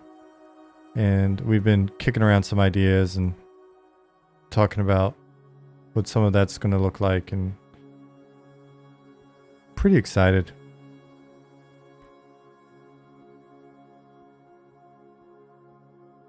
Again, it'll be us trying to keep with the old school aesthetic and, you know, shape, language, etc., but then seeing how we can push certain things. Like these mountains are fine. I think as we continue to work through these zones and replace some of the old placeholder mountain assets and stuff with actual, you know, the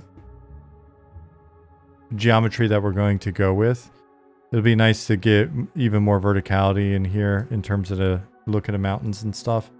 But then when we hit the forest and the actual mountains that border it, it'd be nice to see some like real verticality, right? Like if you're looking at this, it's cool being up there and looking down, but just really taking up the bulk of the z-axis here on the screen, and being able to go up into those areas and look down is going to be, it's just going to be freaking exciting. The Snake, did you see the new dungeon that we're working on?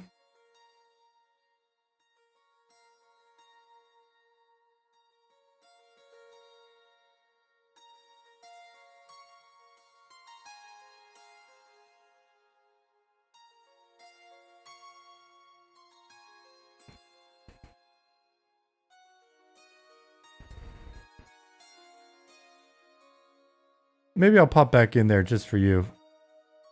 Did other people miss it? Are people just trickling in?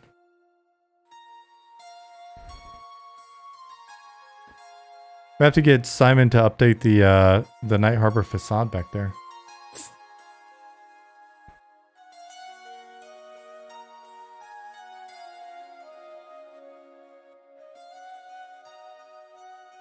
Wikipedia said, I haven't seen any dungeon stuff.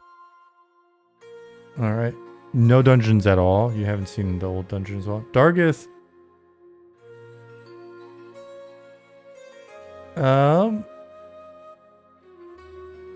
SGS is looking pretty huge. At what size or scale of playable game space do you think you'll need some minor commercial / social hubs outside of Night Harbor? I feel like I'm missing something.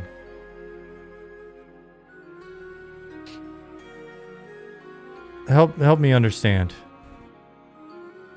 Zima said, I like the music. Who's your composer? Yep, the person linked right there in chat wrote the music. And he is a real life rock star.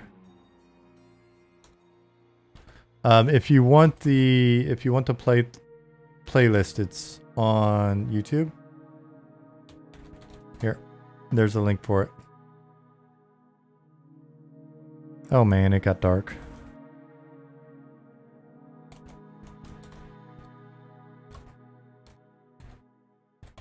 If there's anybody that hasn't seen the game at all in chat, let me know.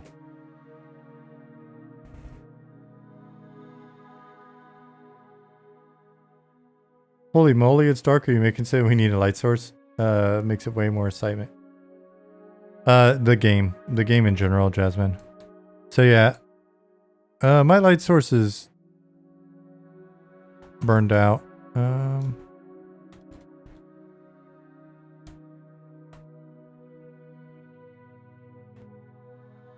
So we've got our light sources now so that we can turn them off and on. You see the green.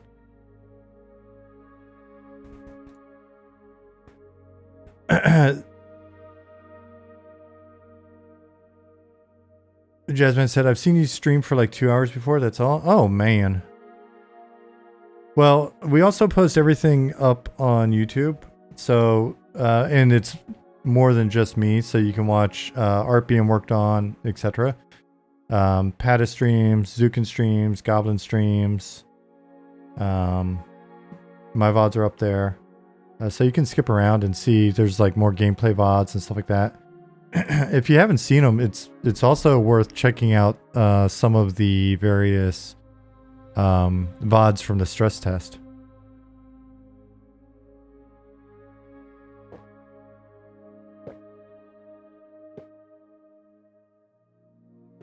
Dargit said, you've mentioned having like vendor camps outside of dungeons or the like. I'm just looking at you run from that cave system in Sungreet towards Night Harbor and it seems like a slog. And that's only one zone adjacent. I'm assuming at some point in the POC you'll need to make some kind of hubs for players to sell or trade without traveling all the way back to Night Harbor, or perhaps that's an incorrect assumption. And then Nick said, I think Dargit is commenting on Sungreet Strand. Seem large, so will there need small towns dotting the map? If so, if it's so large. One of the things I was going to mention is, so there's the tavern that's out there.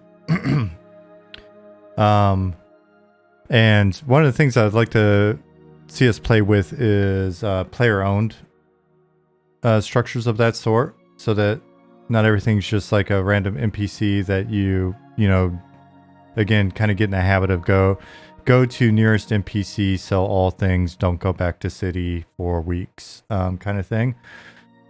So we'll be playing around with that, but the player-owned structures won't just be in Night Harbor, but yeah, there'll definitely be different camps, not, well, that also doesn't clarify, but there'll be little villages and little inns and things of that nature in different areas, and we can play with that as we go.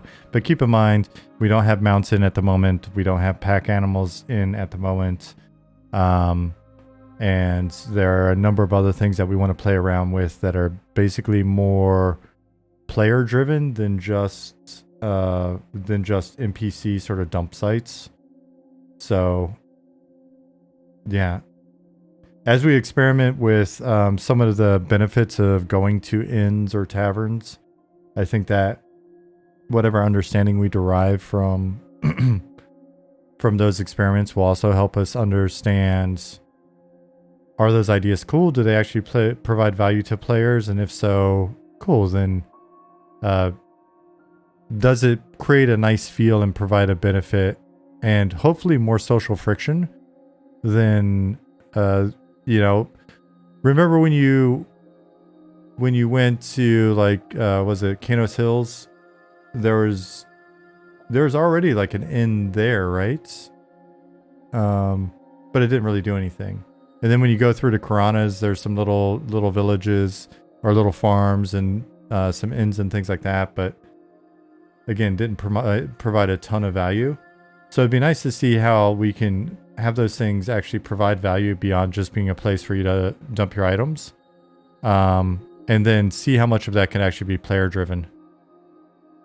Right? So there's a bar, like a brewery that I was just looking at in Sungreet. And one of the things it may not be a good idea and it may not be anything that we do, but one of the things I was thinking about when I was first looking at it, whenever that was that Thursday or over the weekend or today, or I don't remember, was could there be a quest to basically take over ownership of that tavern? Right? And what are the various things that we could do to promote more social friction and encourage players to congregate in an area?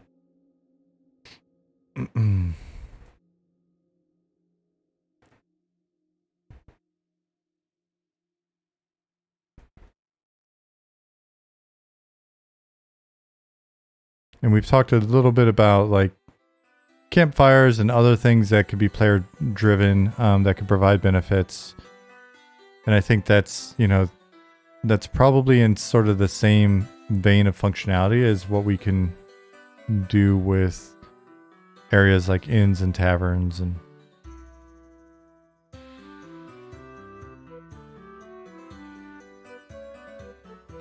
like that. But when peeps get mad if they lose ownership, might be some angst there. Well, if they meet the criteria to not lose ownership, then they shouldn't lose it. And if they fail to meet the criteria at some point, then they have failed. And I think one of the things that may be frustrating for some people and refreshing to others in our game is it is possible to fail.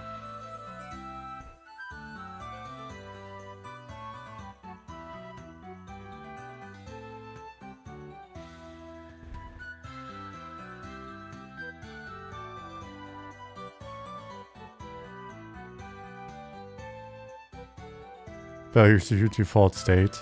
Well, but if that's the case, then it wouldn't be shocking.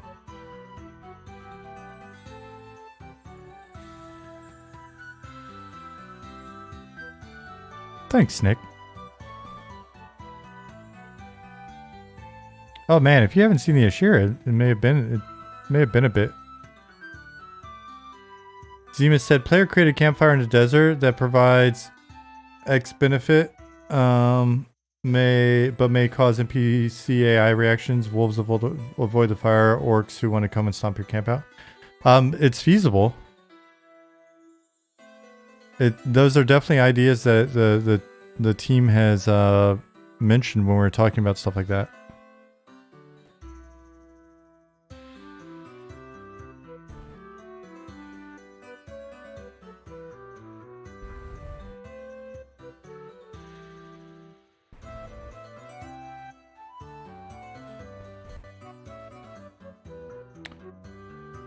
I see you jump up some ramps. Will mobs be able to traverse them, or will they get stuck? Could it be used as an escape tactic? No, if they get stuck, they're gonna pop up and bite you.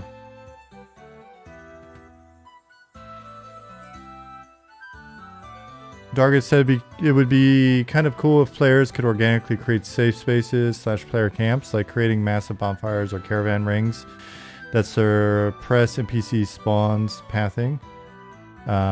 Thinking like Minecraft light system. Yeah, it would absolutely be cool to be able to have stuff like that happen. And like I said, there have been a number of ideas shared on the team in that vein.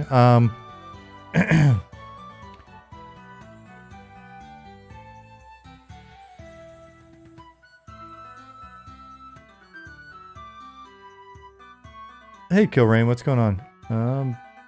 Brown Butcher said something I always thought was a little one-dimensional, where how buffs work traditionally, introducing an RNG aspect to it where your buff could maybe go up or go for a little longer or Be more effective if your RNG at 20 or whatever. Nick is your point of contact on that one, Crown Butcher. Speaking of, yeah, I'm trying to I'm trying to remember when it was, Nick. It may have been a couple years now. We were talking about some of the bigger zones and like longer traversal periods, right? Like having to traverse over very, very long distances and stuff. And I remember, and I'm fairly certain that it was you that had suggested when we were talking, Nick. Nick was mentioning something like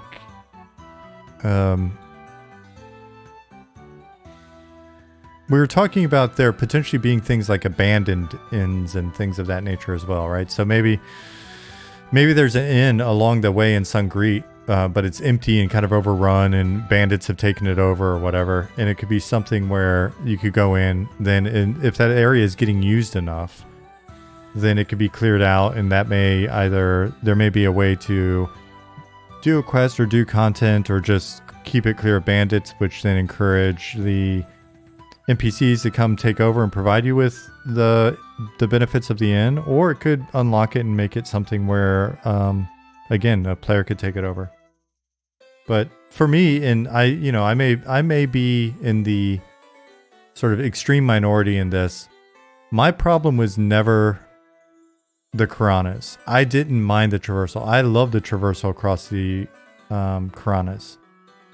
Having to traverse long ass spaces like the Karanas made Antonica feel real to me. The problem I had with the Karanas was that a lot of the cool shit that I could imagine potentially happening in the Karanas just it wasn't really there. Right? And so there wasn't a lot of interaction with the NPCs there. They didn't really provide much value. And because they didn't provide value, that wasn't going to be the place where I run into people. And it's not like you couldn't run into people in those areas, because you would run into people at camps. Especially then if you go down to like South Karana. And where there are areas where value is provided, whether it's like the Treants or the Centaurs or KFC or, hanging out outside of Split Paw or whatever, you would have lots of social friction. You'd meet a lot of people. Brown Butcher said Chet Miller Jr. sold freshly cleaned vegetables on his farm in West Karana. All right. So beyond that example, always thought the gypsy camps were interesting. Would have liked to know more about them. Yeah, there wasn't a ton, was there?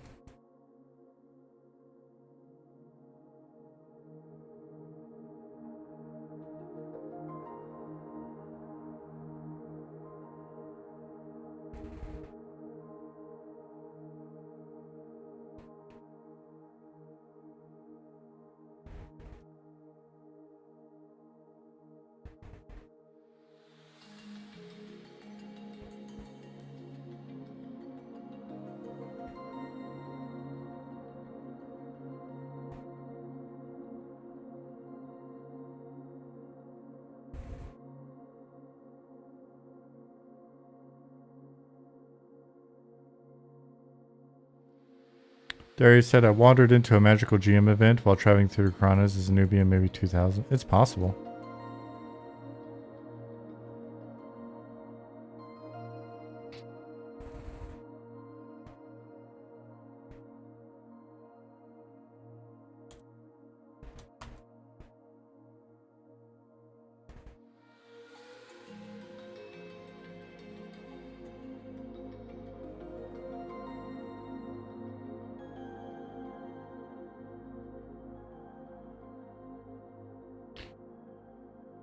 Robert said, collecting scrolls in and outside Splitpaw, gate back to South Kinos for quest hand in, great XP, then port to North Carolina and run back to South Carolina for more scroll farming, ding.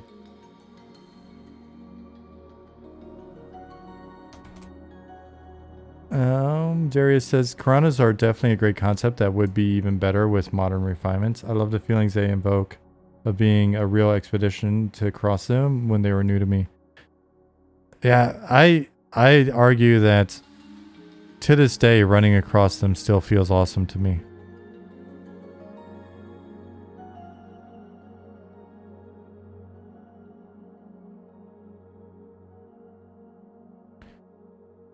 Liz said, I like the idea they had an EQ next where mobs would move around the zone, not just path, but move so in summer move here, or if being hunted, they might move to a safer spot.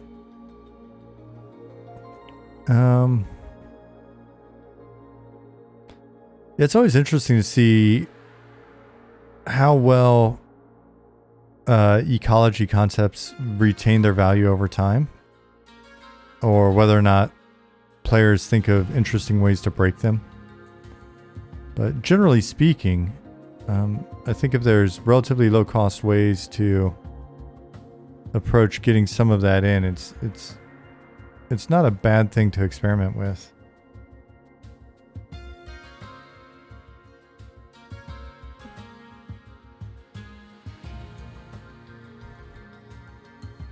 Yeah, the UA example is definitely can highlight where it can be taken too far and definitely get worked. Liz said no, but that idea of more realistic mob thing where you can't say name spawns here is a good thing. I think it's fine for certain spawns, but I'm a fairly big fan of predictability on that front. Is Goblin here? I have not seen him in here yet.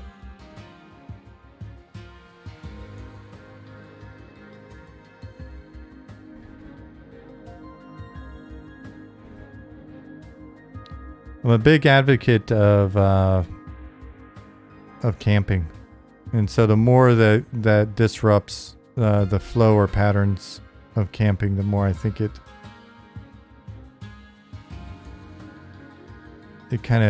takes away from at least what I perceive to be the value of camping.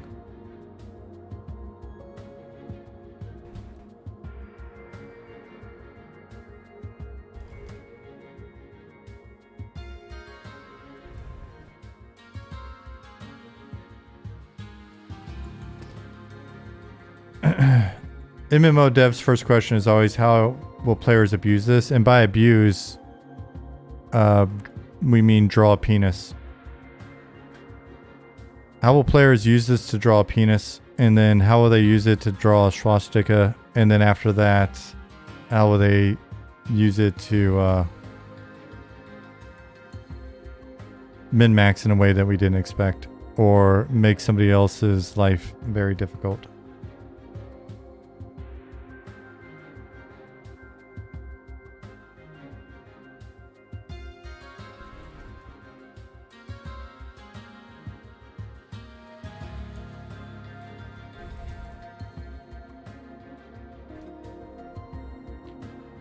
No, Zemus, I think it's just because there is a default orientation on spawn.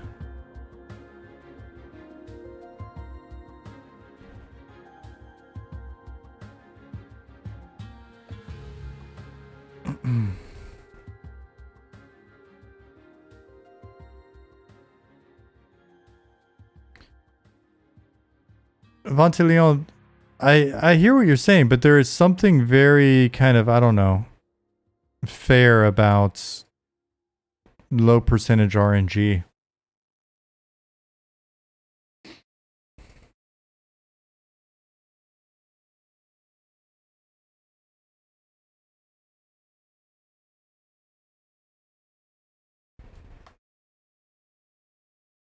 All right. So we've looked around a bit. I'm going to let YouTube know that we're still listening to the music. I'll pop over here. I'm going to zone to shaded dunes. Kinnicore, things have been things have been moving pretty fast. Have you seen... I would say one of the best ways, like one of the really the fastest best ways to catch up on how things have been going is to check out our monthly updates, and they're all a little different. So monsters and memories updates. Changey said it also feels nice when you're the guy that got the super low drop rate item on the third try. Exactly. Mortis says, I think super rare drops should increase in chance each time you don't get it, but only for that player. That system always sounds nice in theory, but I don't know that I could agree with that. AOE Crazy, thank you for the follow. So yeah, here, like this is the most recent one. Kinnikor. This upcoming month's update's not going to be this crazy giant, but you can see there is a ton in here. Like I'm only a quarter of the way through. So lots to look at, some stuff to watch. And then keep in mind that this is just one of many. You can go to the updates page, and there's information on how the stress test went. There's the previous updates, which are also got data, some nice visuals. So definitely check it out. Fishing. Can we talk about fishing for a sec? Can I have more options than just the fishing macro and some bait recipes, please? Possibly. You'll volunteer to code this yourself if you have to? No, can't be trusted. You'll cheat.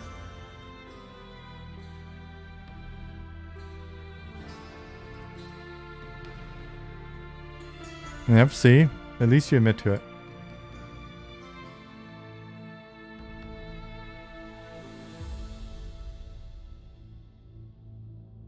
You guys should start a big fishing thread on Discord.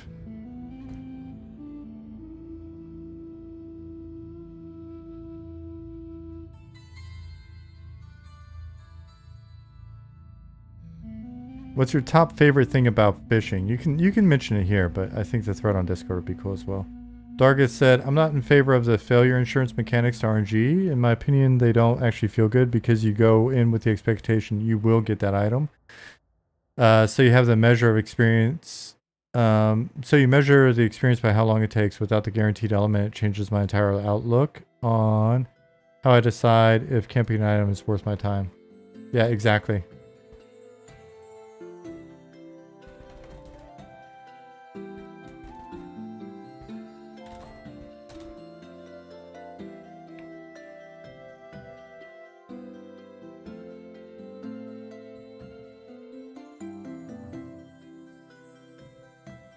Like I've had camps where I've had to sit there for 20 hours or whatever, and the whole time the heart's racing because it's just like, oh shit, if I leave, what if the next person comes in and boom, they get it? And then I've had other camps where I've rolled up and like I got on Eridu and I got my fishbone earring pretty quickly just because I rolled up. There was nobody logged in at the time. And so I was like, all right, I'm going to check it out. And I sat through like, a couple cycles, and I don't think I got it. And then I came back the next day and there was nobody there, and kind of guessed on the cycle timing and then wound up getting it pretty quickly. The M&M team ever consider a regular forum? It's come up a bunch. I've typically been a buzzkill on the regular forum thing. So maybe it's my fault that we don't have one yet. But I've been a buzzkill on it a bit just because it's like, how many different places do we want to stretch our attention across? And at some point, it can wind up being a thing where we try to keep an eye on stuff and participate in our various means, vectors of discussion with folks. And it could wind up becoming a thing where all of a sudden there's the value of the forum, but then we've got less and less time. I don't know. I mean, there'll probably eventually be one, but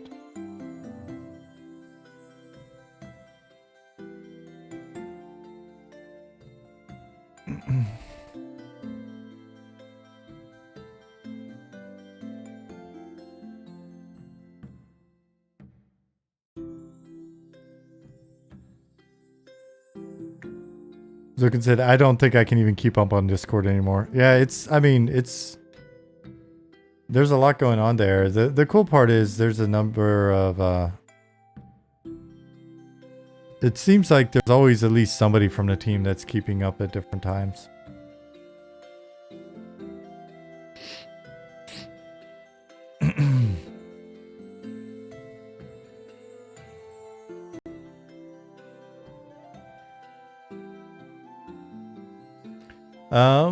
Dargith, to wrap up the previous thread, Dargith said, I mained a ranger on EQ Live and then on P99 and never saw an SCLC drop for my second epic. If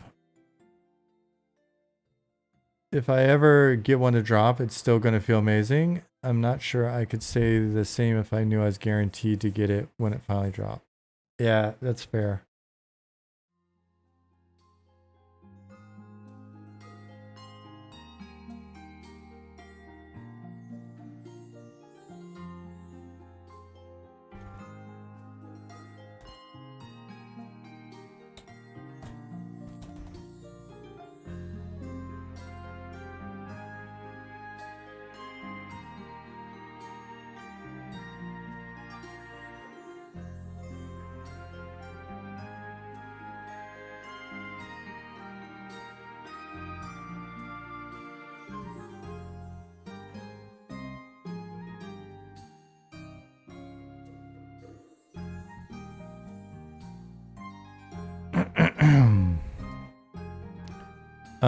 Oh, there's something I wanted to look at really quick.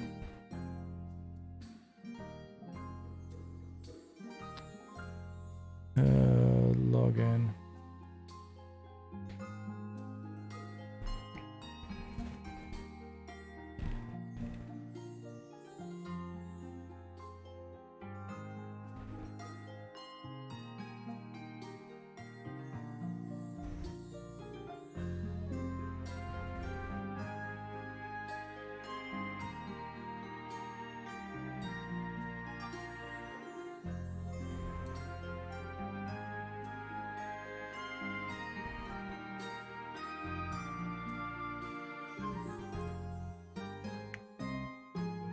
I have not played with this, I don't believe.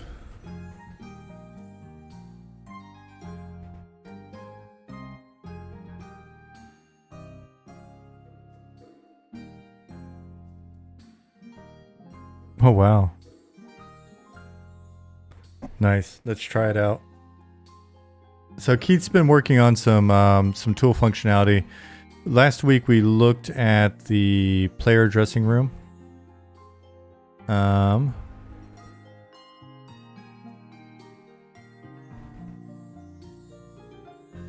Come down, randomize equipment.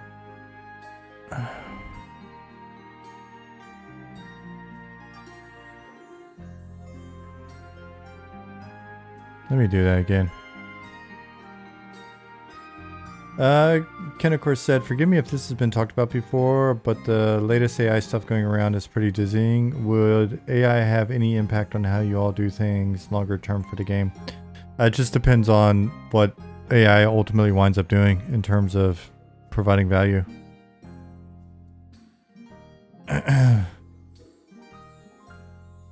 For the time being, I could see it being something that makes searching our information a little bit easier. right? If we can input, like, if we could, we've got an internal wiki. It's a Confluence service from Atlassian. So we use Confluence as our internal wiki, and we've got a bunch of information in there. An example I gave a couple months ago was we have a couple pretty old, really long write-ups that were done a couple of years ago, actually, and there's something that we want to untangle in the near future and rewrite and clean up and stuff. And so I basically just copy pasted a write-up into ChatGPT and then said, hey, can you point out the inconsistencies in this? And it did a pretty good job of finding some inconsistencies and pointing it out and going, all right, this says this, but there's no reference to this, or this says this here, and then it says that there. And so looking at that was pretty cool. It's good with regards to like searching, serving is basically a search engine. It's cool to be able to say, oh shit, I remember such and such source book, like tabletop source book or whatever. Can you tell me the X, Y, or Z from that? All right, are there any other similar source books with this theme that I could pull from, right? So it's good reference.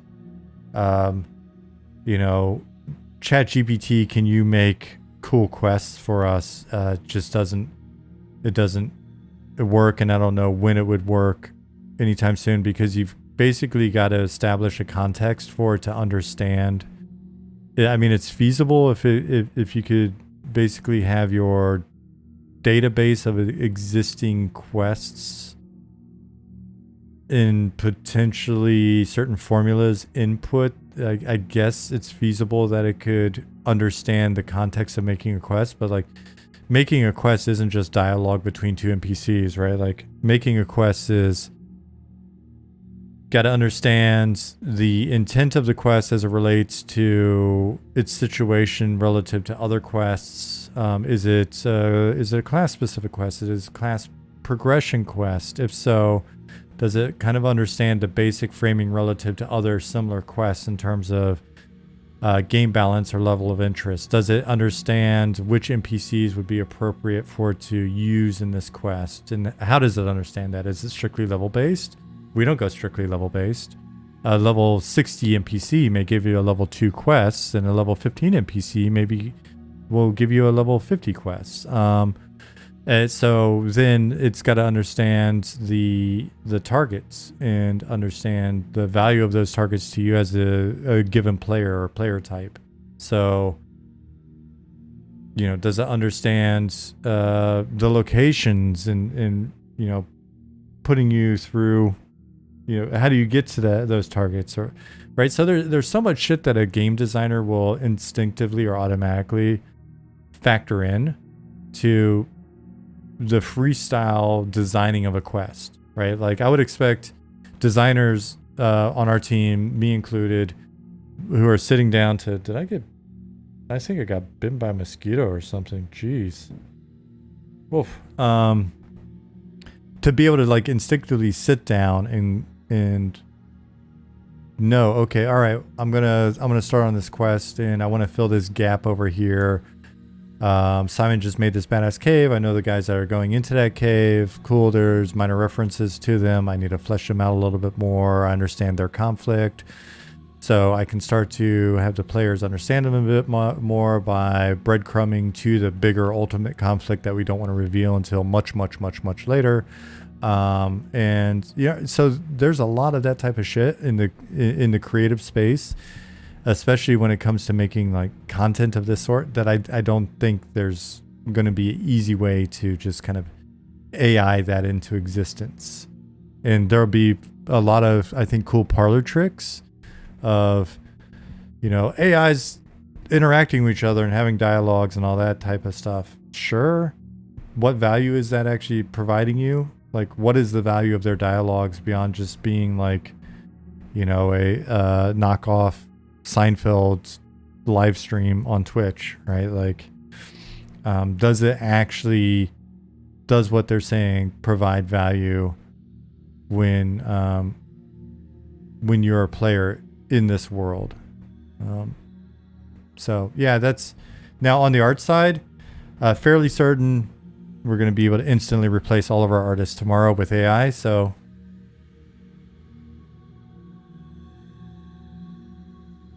I'm just kidding. That's not going to happen either. So I think we may see there'll probably be some tooling that falls out of it. And I don't know. I mean, when we hit like ChatGPT, you know, when we're at like GPT-5 or whatever, we may see that there's just a lot of this stuff that Zukin says I can always fall back on my skills as a comedian. Exactly. Yeah. So tools have been making all of us more productive year over year, and I would assume that we're going to see different, different levels of incremental improvement for the other disciplines as well, right? So,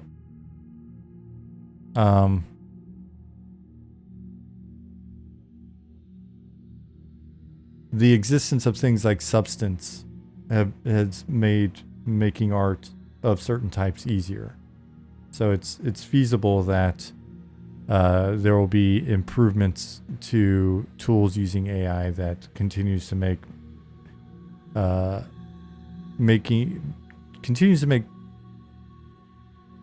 just gonna have to say the same word twice. Continues to make making certain things faster and easier, and may also make certain repetitive behaviors faster.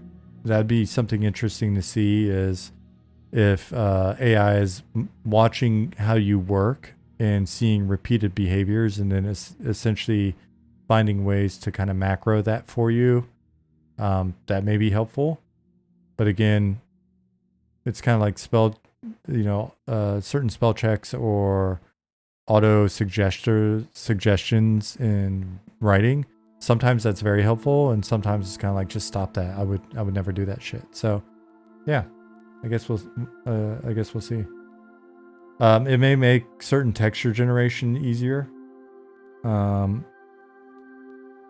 may make certain animations, or it may make the application of certain animations, sort of like transferring certain animations to other rigs or other NPCs. We may find that there's improvements there. I think we may find that it's helpful in creating new forms of automated testing.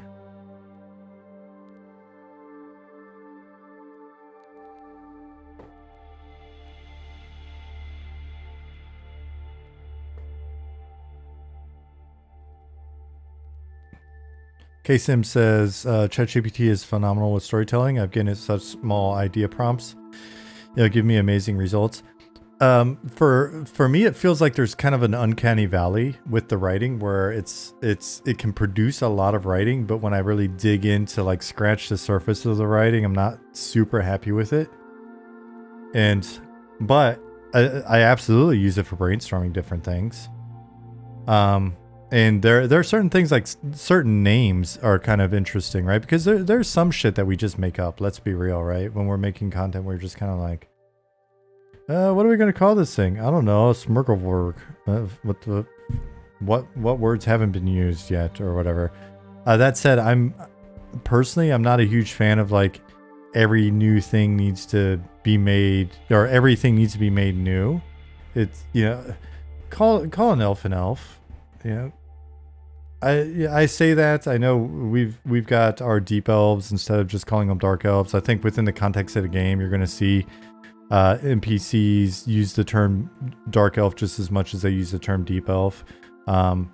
Eventually, over time, who knows, we may even just change it. But the idea was that our deep regions, like deep dunes, and essentially us having an underworld to a lot of our overworld zones, and wanting to make underworld traversal a thing and having underworld rivers and lakes and oceans and different biomes and stuff, and really having value to the underworld as well as the surface world, just made it natural to kind of, for the time being at least, call them deep gnomes, deep dwarves, and deep elves. Pat has said, LOL, Gates of Discord mobs felt like someone just hit the keyboard. I know there's some method to the madness, but my dyslexic brain implodes trying to read most of it. I mean, that was the thing when I came back for Omens. That's why I was just like, let's kind of just get back to basics. Because the whole idea with Gates of Discord before we got pulled off the team, right? The Gates of Discord critters before Stone went really kind of wild with the concept art and stuff. They really should have just been like chaos elves and shit. It was really just going to be like a chaos version of the stuff that you'd already seen with its own pantheon, etc. Mr. Diesel 53, thank you for the follow.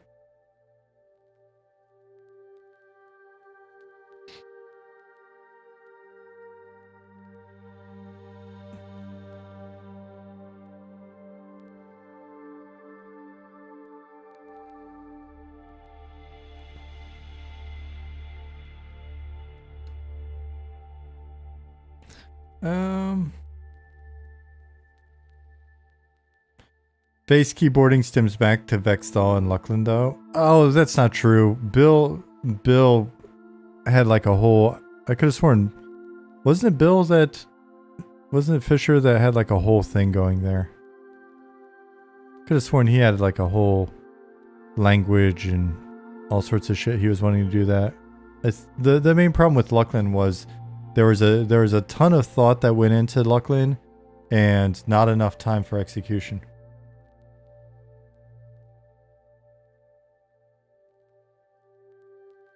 Thank you for that, Mr. Diesel.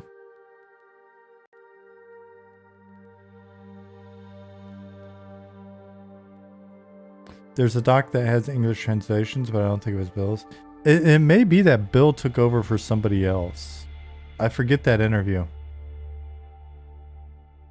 Speaking of, I don't know what you guys think about this as a potential project idea, but I've been curious about maybe investing a little bit of time in doing it. And so I was just trying to find the right software to do it. But I was thinking about taking all of the EQ interviews that I did. Again, they can be found here. All the EQ interviews that I did and having them transcribed to text. I think Ali said that Premiere can do that now. I had signed up for a service that was offering, basically it would translate videos, paid for it and everything. It wound up being kind of bullshit because you only get a limited amount of time per month to do it. But I was thinking about getting all of that transcribed to make it even easier to search, and then using that to pull together different topics.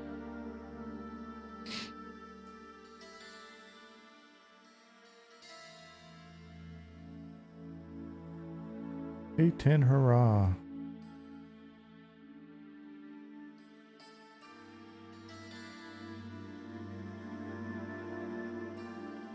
AI transcription taking her gerbs. Yeah. All right. So you said that the phishing post is already created? Let me check Discord.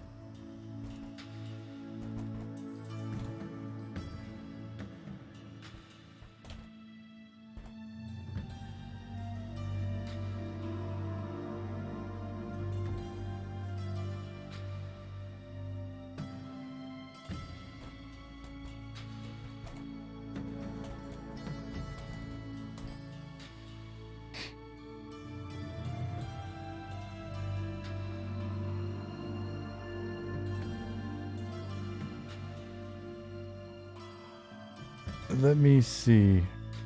Make sure I'm not missing anything.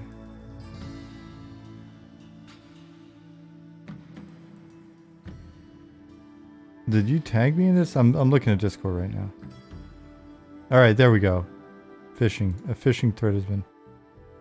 Alright, so Vante started a fishing thread in mosquito. Vante started a fishing thread in Discord, so you guys better utilize it. I heard a lot of people talking shit about their love of fishing. It's gonna be put up or shut up. This will be the test. If no one participates in this thread in Discord, we're officially deleting fishing from the code. I promise you. I need a disclaimer that basically reminds you that my promises don't really mean anything.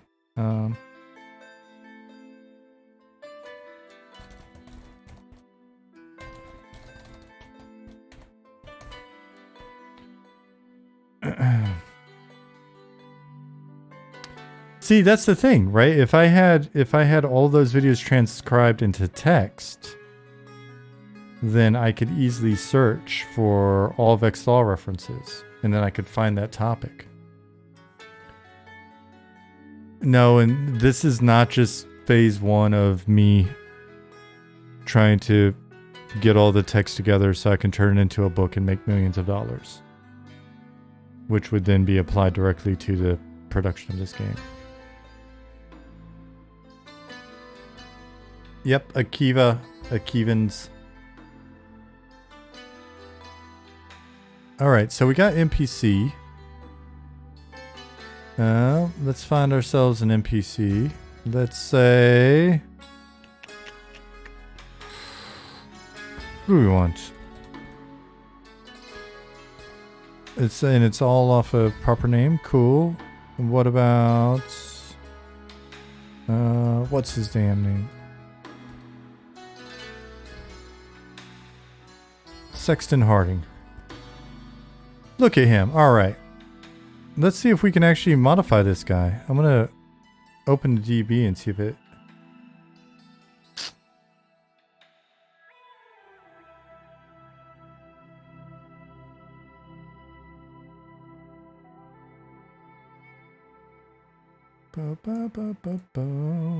Man, I've listened to this song so many times in the background. Are you guys actually able to hear it? I may need to turn it up a little bit more. Some of the songs are a little bit louder than others, so I've turned stuff down.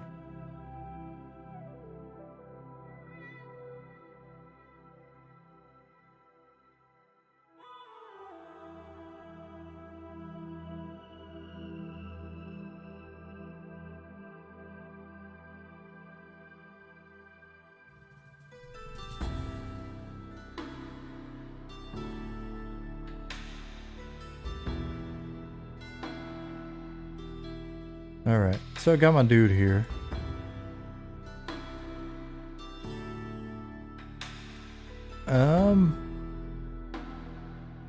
You can't hear the music, wacky streams? How about now? Even now? Ever listen to background music so much you swear you can hear it when it isn't playing? Yeah, me neither. Alright. You guys gotta let me know, because I'll go a whole stream with like shitty audio levels. Because to me it's super crisp in my ears. Vonta said, hey Sean, help me understand what Zach was talking about with the texture stretching. When? He was talking, oh, he was... Zukin? He was talking about the chainmail stretch from Human Ogres. I think I understand it's about the real estate the pixels take up, but I'm not understanding the correlation. I can only give you like the super layman version of it as well. Zach Sculpts? Wait, now are you screwing with me, Nick? Zook, okay, yes. Vonti confirmed. You've already been replaced. That is... That's the new move. That's the name of our new artists. Totally not Chat GPT. How am I confusing you? You're the one asking the question, Vontae. Zukin, since Zach's not here at the moment, Nick is? Oh, okay. Yeah. Let's blame Nick.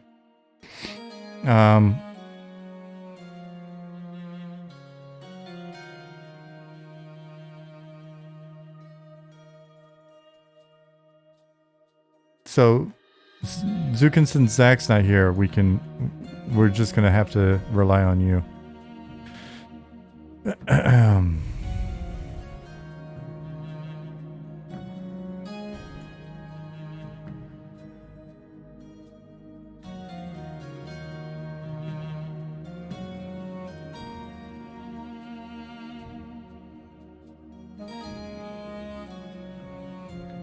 That's strictly a filter though. Oh, sorry.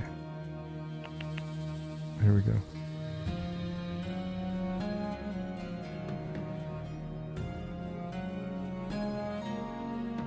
So Zukin said, yeah, for all player races we have the same texture for all armors.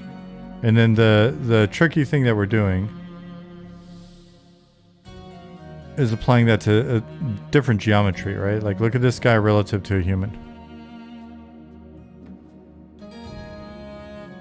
Zukin said, so we make sure A texture. Sure A underscore texture. Oops.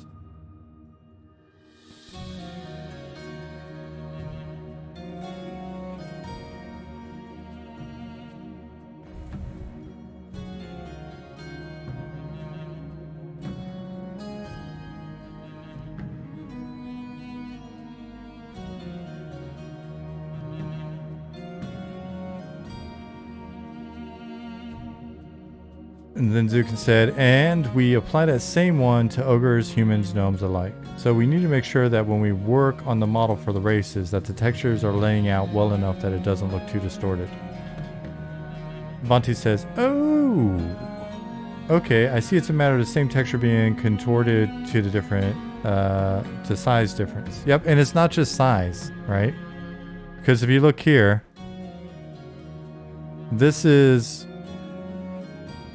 different geo along with different size, but the artists are looking at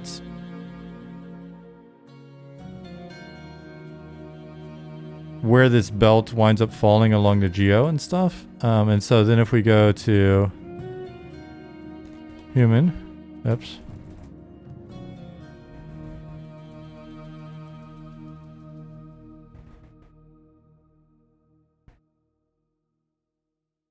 Human, force update doll.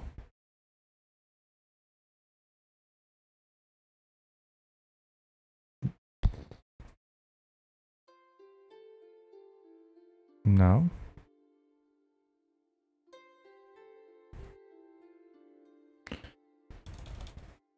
Did I break it?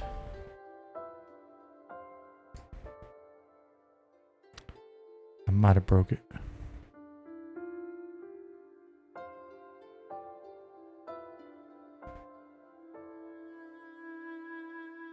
And broken. Yeah, it happens. I think it'll be easier to... I will restart. Okay, let's go. It got turned into meat.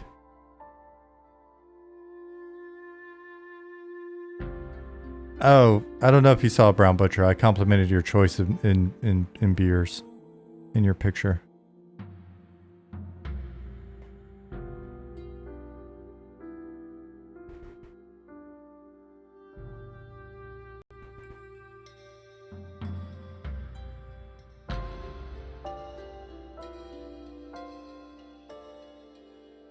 Okay, so let's see if I can break it again.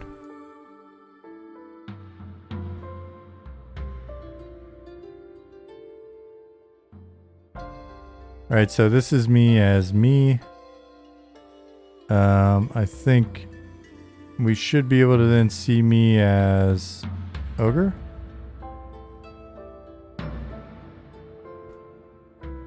See if it updates. Maybe not. What about player equipment? We'll just randomize.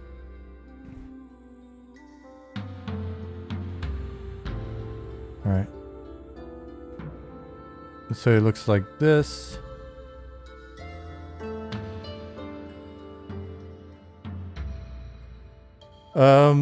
Zukin says it gets tricky when you start squishing or stretching things in odd ways. Making armor for specific races is something EQ did. That was in response to Vante saying, I figured you had to make ones for each race. The thing that we've talked about, and I know Ollie's pretty passionate about it, is the idea of us getting in racial armors when we get in like new areas, in new races, new cities, new regions, whatever. For us to get those in, but then ideally have those then be applicable to other races, and the question just becomes whether or not the items, themselves are available to those individuals. Because, you know, it's something where in theory we could have the textures work for everybody, but then maybe you just can't, you know, necessarily get that item as a certain race or something. But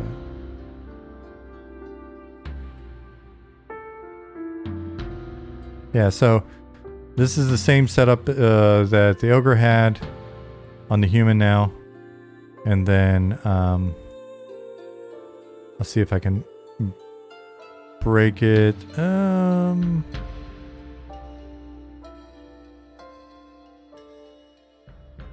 Oh man, the alphabet's hard.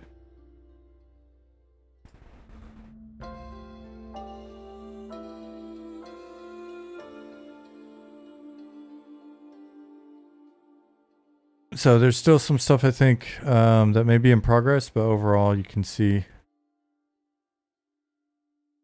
Right, so decisions like this are definitely helpful for us as a small team. Right, back to NPC. Hey, Isan.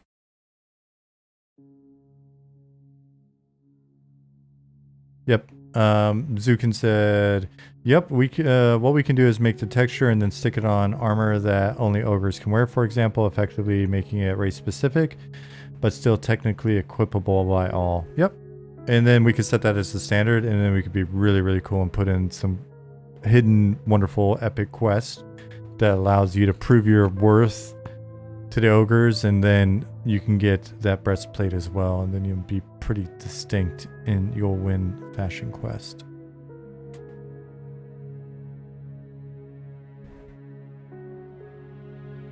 Oops. No. Vante said, thanks for the info. Loving everything you do, Zuck. Oh man, you're already throwing Zach to the curb. Man, you're not very loyal.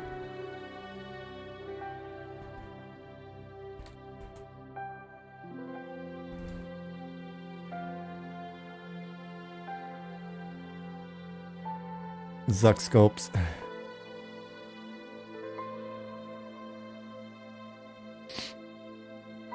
Zuck says, no problem, love answering questions. So here's the links to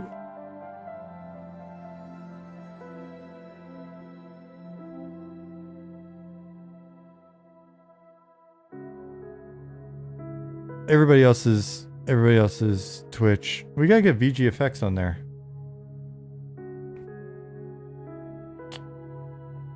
You think this is your favorite song right here? Awesome, Brown Butcher. We'll turn it up for you.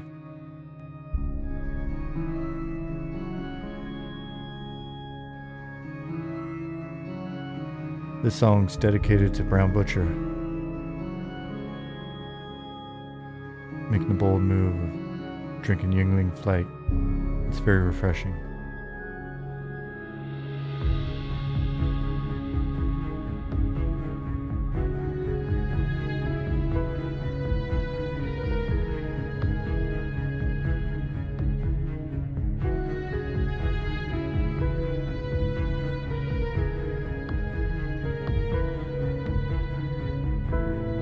Brown Butcher, I think you might be surprised to find some of the inspiration for some of these songs.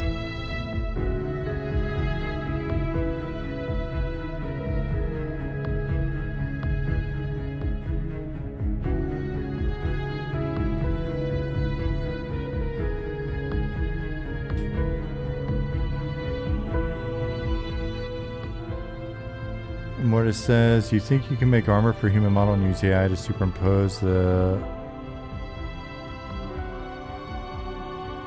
same on different races, clean up artifacts? In the future, it's possible. For now,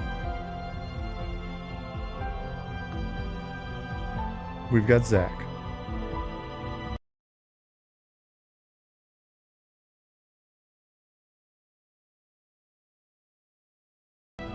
And I muted the wrong button. Oh shit, I almost muted the music and just sneezed right in your ear. That actually saved me from sneezing. Sorry about that. Streaming is hard. Oh, I almost just blasted you. Muted the music and sneezed right in your face.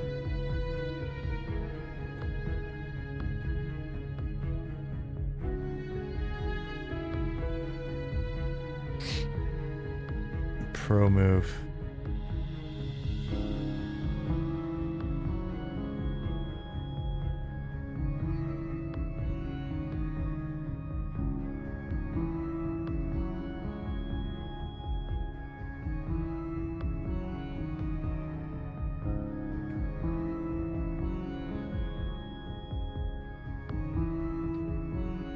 Vonti, are you talking about Robert?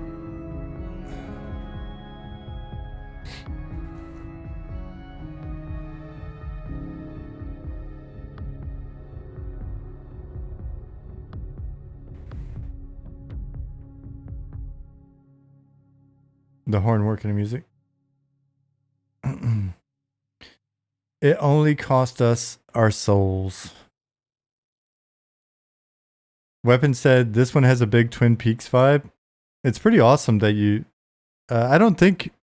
yeah, I think we've mentioned this before. I don't think there's any, like...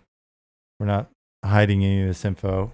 We'll have Robert on to, whenever he's done moving and stuff, to talk about, like, his background and inspiration and how legit he is and being a rock star and all that stuff. But... Weapons, that was actually... the initial inspiration for that song.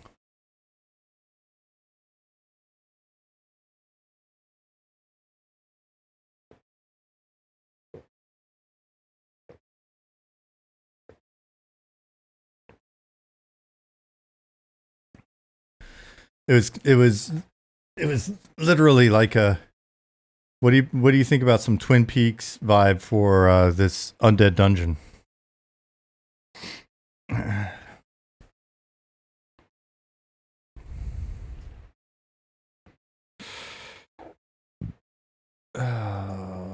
Of course, we're still here. Yeah, it could be.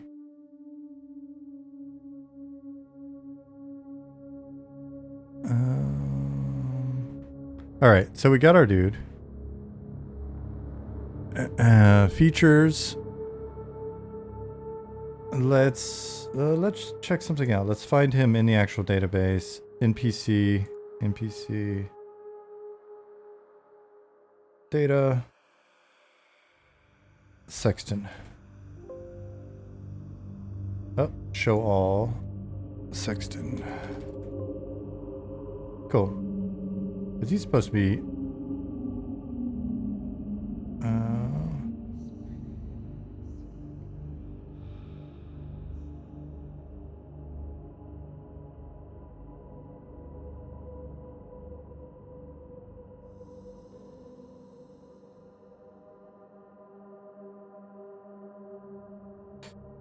Yeah, I mean, you know, Vontae, at some point, the AI will be good enough that it will...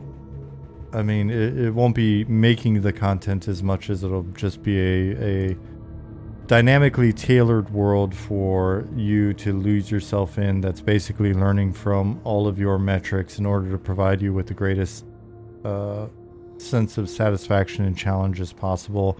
And you won't be able to tell if you're playing with other people or not. It won't matter. And at some point right after that, we'll realize that we've been in a simulation all along. Hey, Dark Inside. No need to apologize. You had to go to a friend's birthday party. That's important.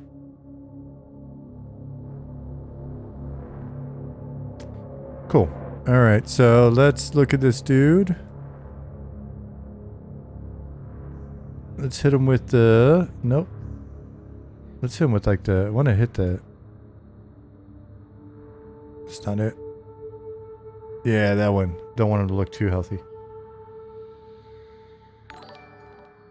Isan.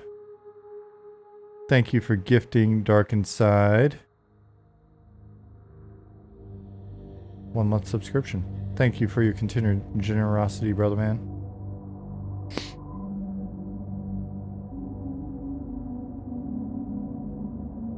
Vontae's like, at some point the user interaction with user interactions ramp as it is an MMO, the AI will need therapy. The AI is like, why do they keep just trying to make everything look like a penis?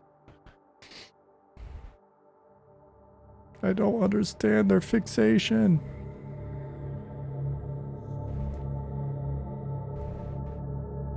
Beard color's not in range. Alright, let's start with 1 then.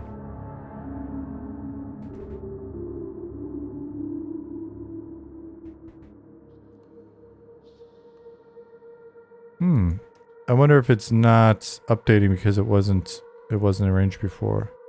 What if we change the beard style? Now. Alright.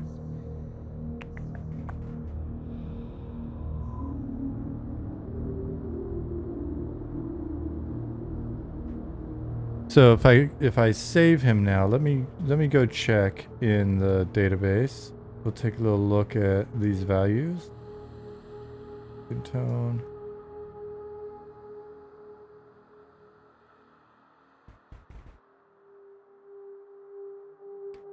Saved. Lisava, hey. Yeah.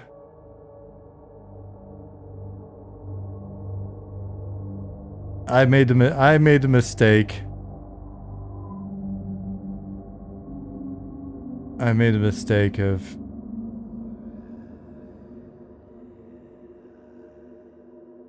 raising the topic of penises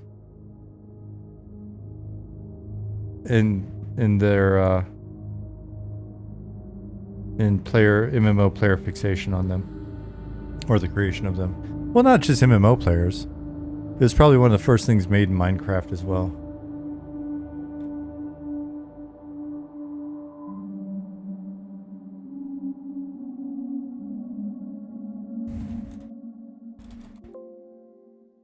Etch-a-Sketch.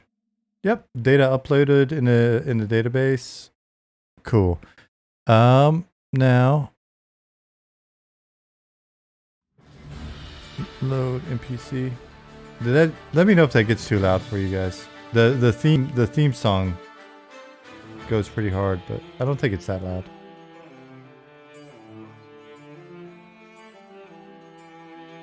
Mortis said the first rule of allowing creative player agency, always assume players are going to make penises. Yeah, I mean it's an actual metric. It's TTP. It is time to penis.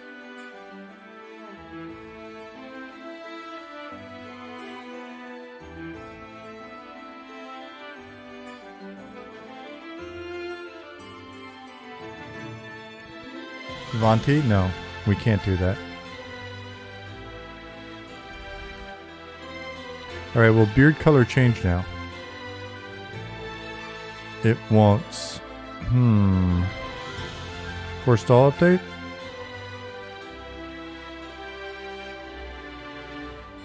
Huh. If I have hair, what about hair color? Hair color is changing beard color. Alright. Alright, so we'll just leave that at 0. We'll keep our beard. I don't have hair. So we'll just change it here. Oh, we need a lighter color beard. Can't really do old man very well. I think that's going to be the closest I can get to gray.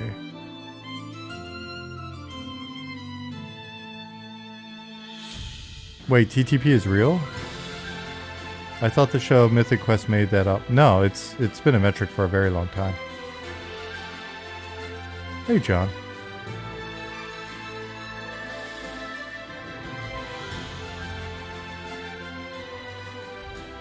Maybe he needs a different style of beard. Weapons? TTP time to penis. It's the amount of time that it takes for players to figure out a way.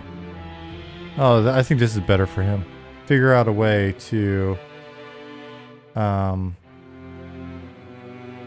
create or draw a penis in your game.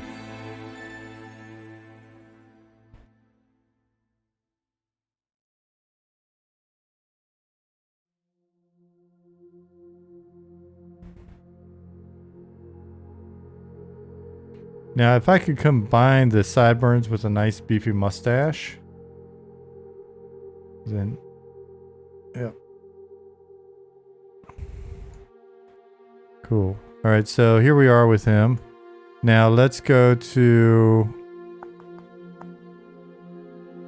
NPC equipment. Nice. Thank you, Keith. The MQ writing team absolutely had to source stories from industry vet war stories. Oh, for sure. I haven't seen it. At some point I've got to pirate it and actually get a chance to see it. But from what I've heard, it sounds like it's pretty accurate. And there's a lot of just ridiculous shit that I'm sure they could be leveraging. The producer that I worked with on EQ said he always wanted to make a book called Business at the Speed of Stupid, I think was the name of the book that he wanted to write. And it was going to be about being a producer at video game companies.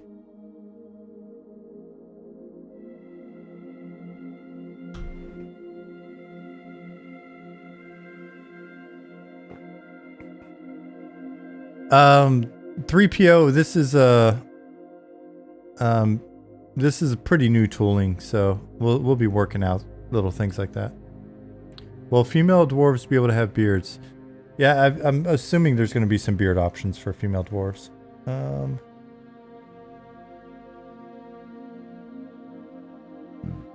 Target task performance is a metric at your company? I'm sorry. Was it Bill? No, it was, his name was Robert Pfister. His name was Robert Pfister.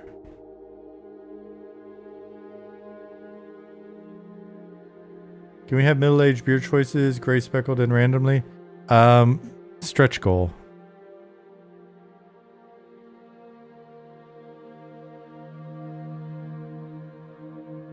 Oh, Zukin already answered the question. He said a definitive yes, and since he's going to be the one responsible for making female dwarf beards, then I would take that as the gospel.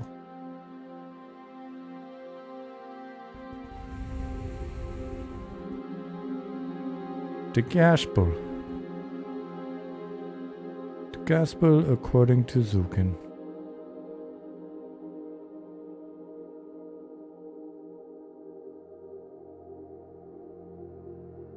Oh man, it's a little too pumpkin-y for this guy.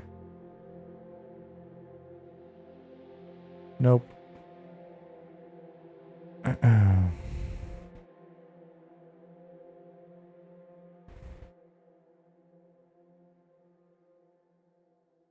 That's a little too fancy. What else we got? Let's do yellow.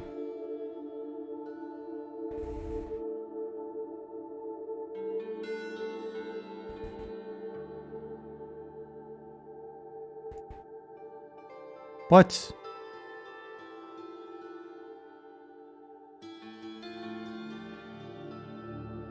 That just changes. I didn't just. What it? Reload this data.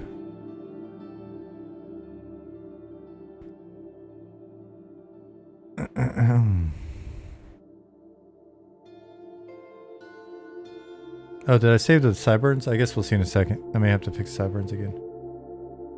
Cool, we'll fix the sideburns real quick. Features.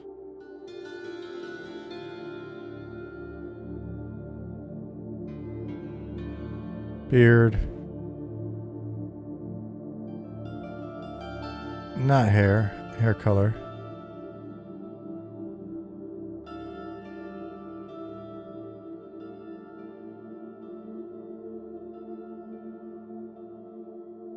Are you making something specific at the moment or just testing the tool some more?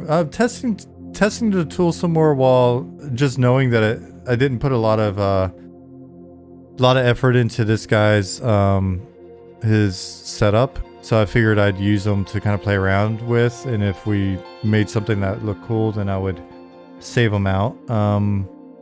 I went ahead and just tested like saving the changes to the database a second ago, and it looks like it updates nicely and stuff. So I was going to try the same thing for his outfit. He's supposed to be an old like graveyard caretaker. That's where the name comes from. The sexton is like an old graveyard caretaker. So he's a crotchety old guy in the graveyard.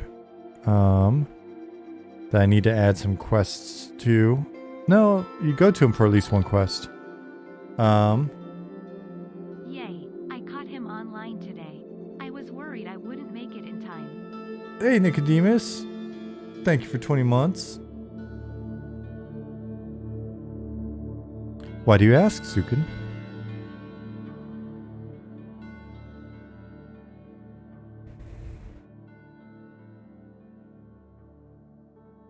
Alright, so bronze medal 1. Let's make that silver medal. Leave that brown, and then brown leather. Want something grayish, but not grayscale. Oh, cool. Alright. No harm in just being curious.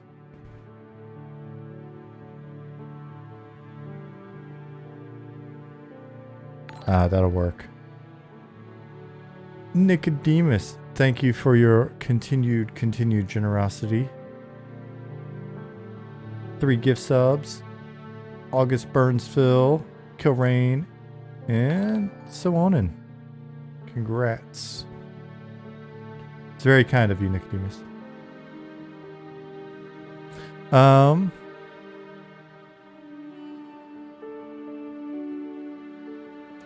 John said Sukin is taking any hours worked and what you're working on. It may affect your bonus. Oh, I'm screwed then.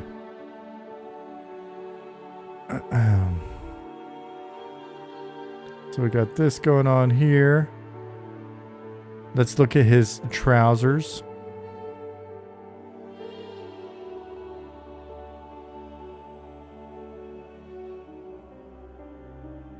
Got dark iron, but what about that? Just he's got some stockings on with the nice rib up the back. Black cloth. Cool. Just got back from the ocean. Thought about me as you passed out in Alabama. Did you stop and get any boiled peanuts, dude? Tell me you stopped and got some boiled peanuts.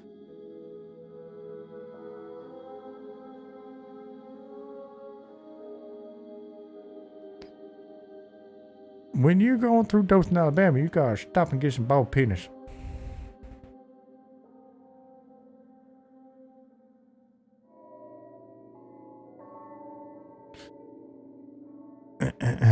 Waste.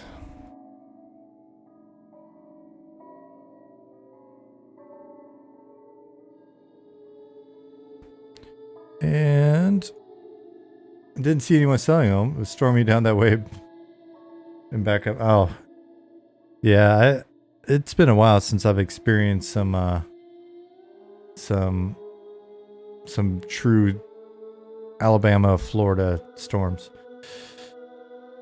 Sunshine, the only day I was out fishing. Right on. Good. Yeah, because that would have been out there sloshing around. John said, speaking of ocean, that submersible story, yikes. Oh my god, talk about a nightmare. Whoa. Oh man. Ooh. And I could have sworn last I saw in that story, they were kind of like, yeah, we're probably not going to see them again.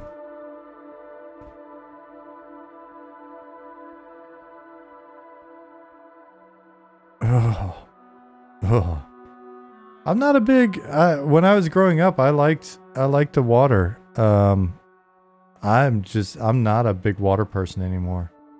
I love like water parks. Because in theory, unless it's you're not paying attention and it's a water park in Florida, there's probably not going to be anything too sketchy in there.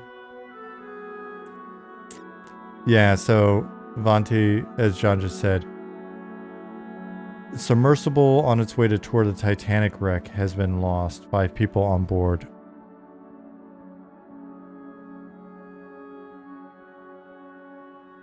Yeah, they're way down there.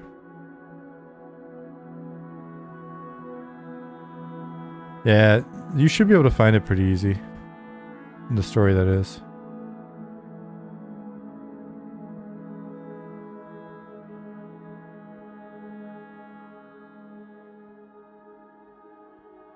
And now feats.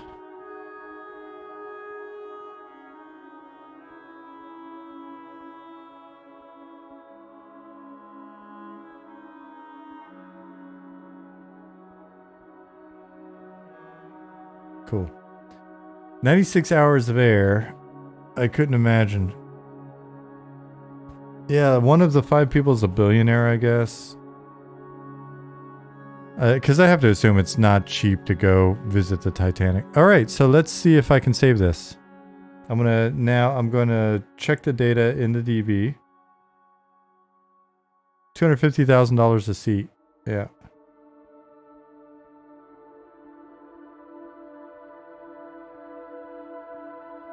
What do you like? Do you think?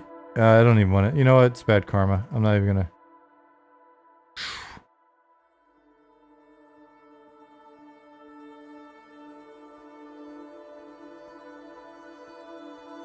Um, 96 hours of air. If batteries die, they can't heat the cabin. It can only be opened from the outside.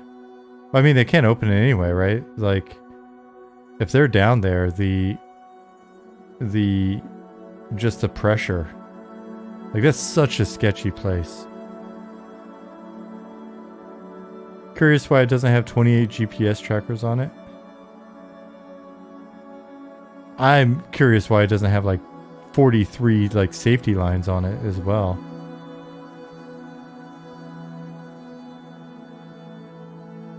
I'm fairly certain that the people that the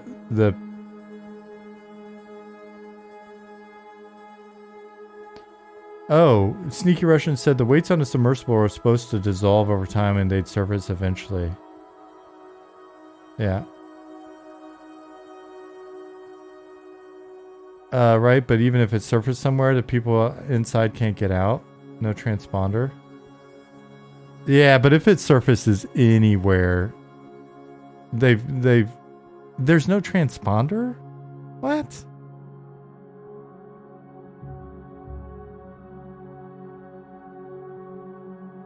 I mean, those are some high value people.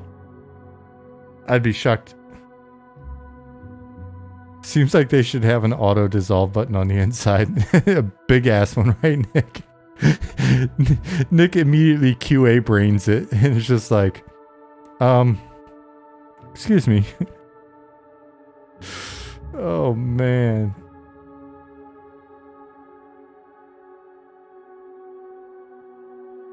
There's a YouTube video showing how it's controlled. It's a game controller or some crap.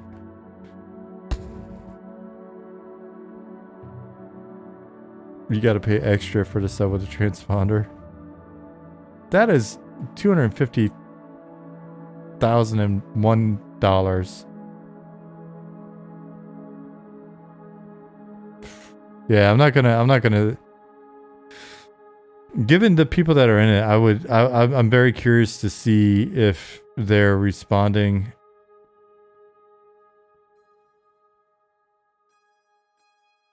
Like, just sort of, if that reinforces their humanity, or... John said, Sean, it's a 22-foot can somewhere in the Atlantic. There's 2 major currents that meet there, so... Yeah.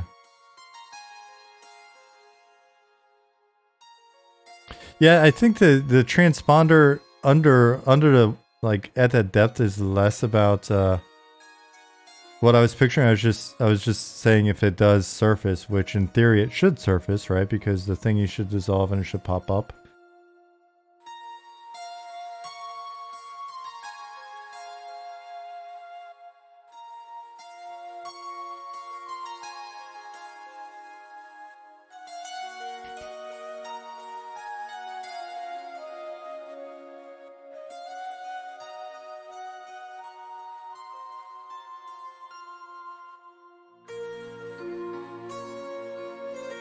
Yeah, so I think going to the bottom of the ocean, if I was a billionaire, going to the bottom of the ocean and going into space are 2 things I'm probably not going to do. Like if someone were to just go, here's $1 billion. What do you want to do next? Neither one of those things would be on the list. If I had $1 billion, I might like have other people get sent to the bottom of the ocean or shot into space. But me? No.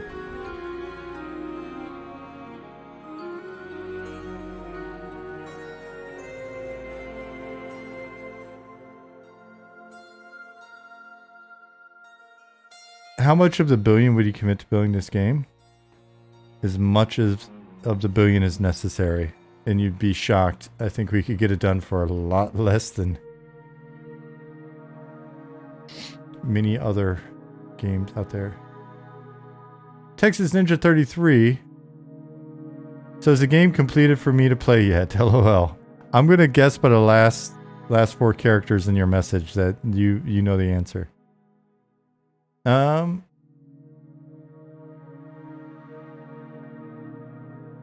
Sterling said, I have some family members I wouldn't mind sending on a long space trip. See? Now you're thinking. Now you're thinking like a real billionaire.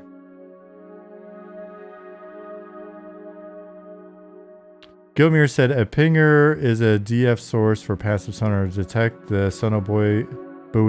The CP-140s dropped, did not detect any.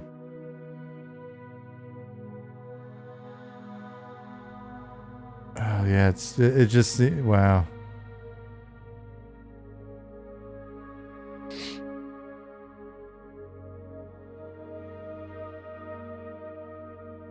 Sneaky Russian said, if I had $1 billion, I'd find ways to make my second billion with the first.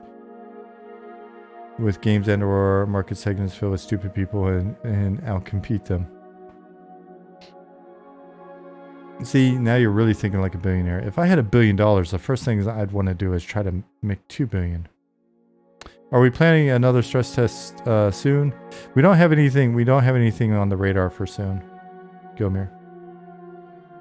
Not soon.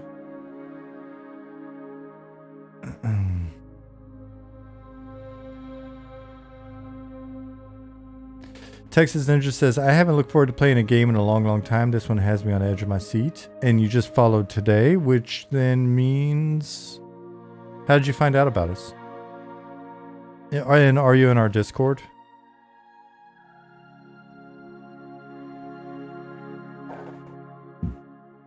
Vonti, or John said, Vonti, yeah, it's likely... 2 likely things, I think. It is either it got caught on something or catastrophic hull failure, or the Bayless failsafes didn't work, or they got eaten by the freaking Kraken, right?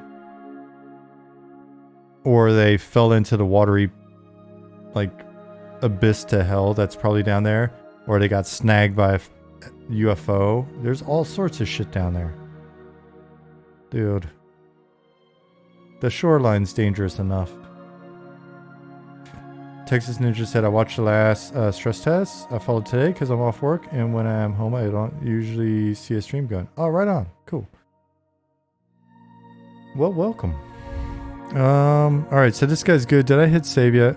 Save NPC data to DB. Let's refresh.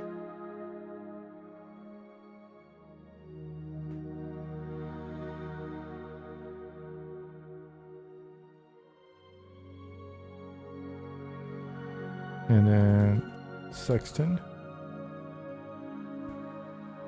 And let's look at the values. Yep, looks like values updated.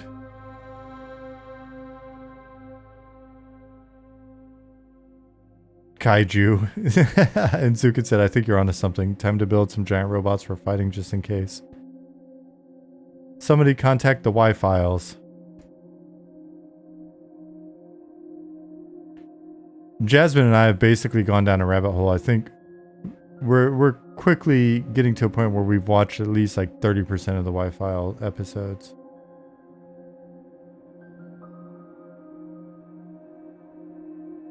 Lost contact around 3K depth, I believe, so probably didn't get caught on something since the wreck is at 12.4 thousand or 12.5 thousand feet.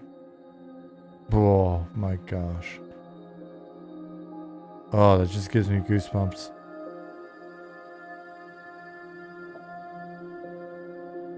Texas Ninja said, new baby and finishing my degree takes up my time, so I don't get on Twitch much anymore. That's fair, dude. We post all of the VODs, so everybody that streams posts our VODs on YouTube. If you ever just need like background noise at your own pace, there's a link.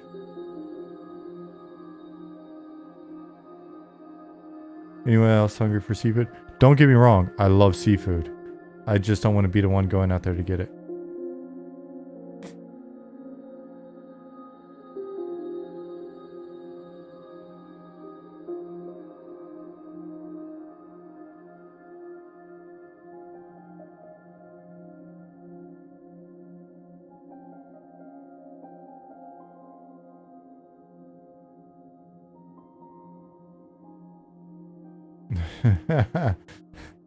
You're off to a good start, Texas Ninja. If you want to practice if you want to improve your dad jokes, then you're in the right place. We've got some professionals in here.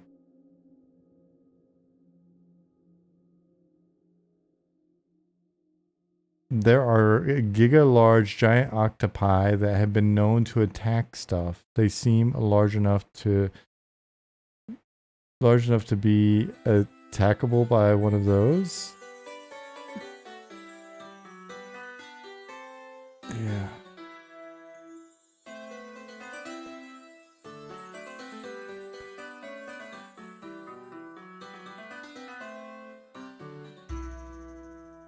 I like to tell dad jokes. He laughs. Oh my gosh, that's right. All right, so let's go.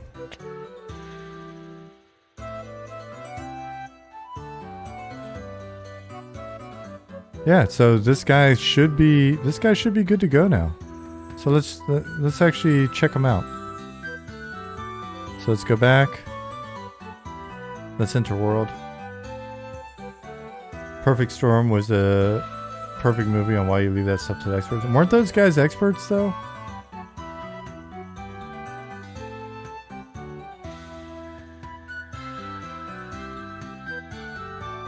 So you can't even leave it to the experts.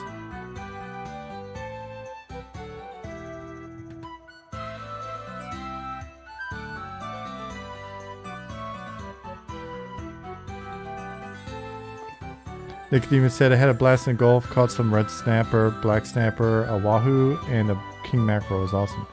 I've been out deep sea fishing once in the Gulf when I was a kid. And it was pretty cool. I got a little seasick, but it was fun. I mean, I love eating fish so much that it was awesome.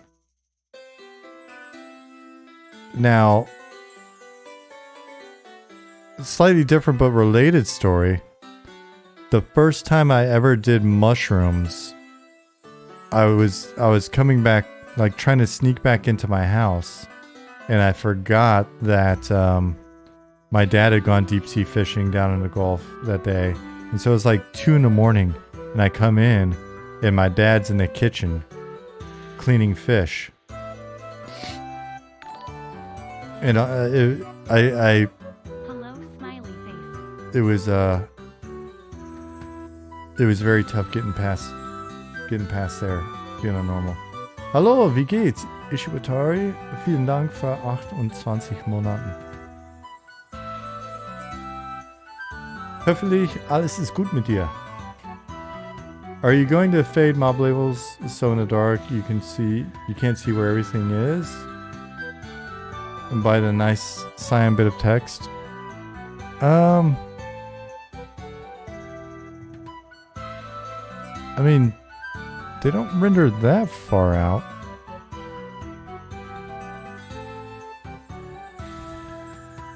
But maybe there'll be more going on.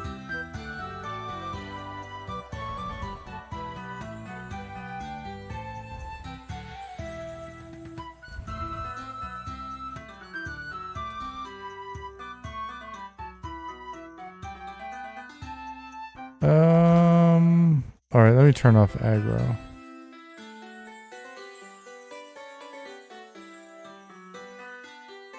Ishirutari said, alles good. Just got back from work, barely escaped the coming thunderstorm. I wouldn't mind a storm tonight, cool things off a little bit.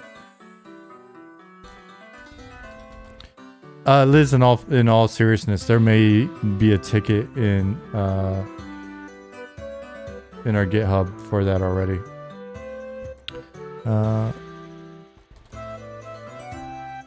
Yeah, I mean, the previous days were not that bad, but last night was really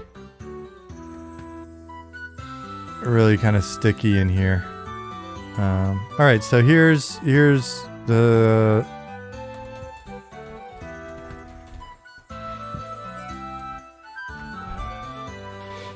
old guy. Let's reload the zone really quick and see if he's got the new data.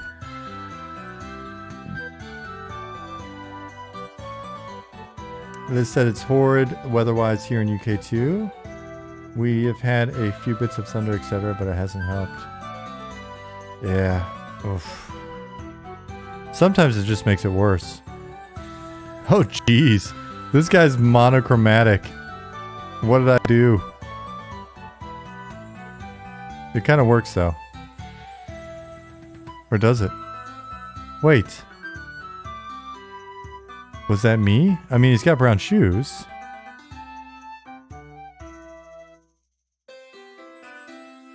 But I thought there was more going on with the belt. So let me look at the data. See if something's going on.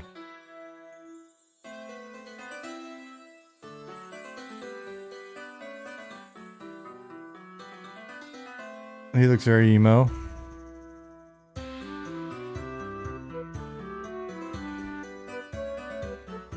Well, maybe you'll only see him outside at night. Have you guys thought about that yet?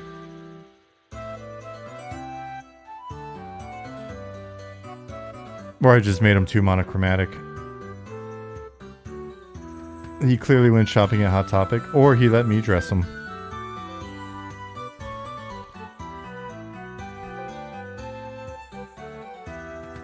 I mean, I wear the same brand and model black t-shirt every single day.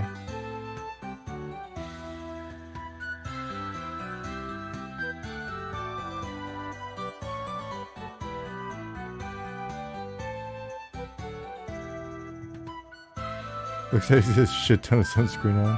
He's gonna be okay in the desert. He's got the Zuckerberg white paste on.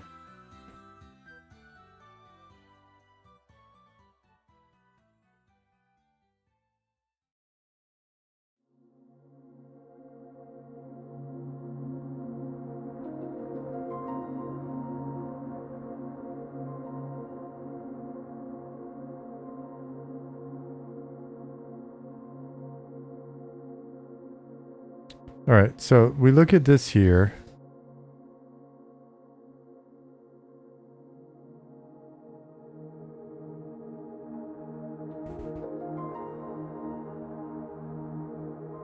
Monty, you live in Houston?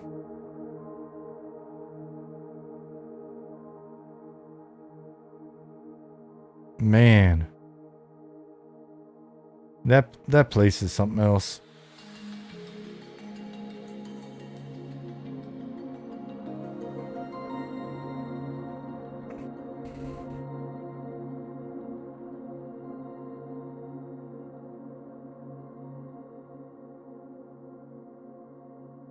I've only been to Houston. I think I've mainly only ever gone to Houston to watch fights.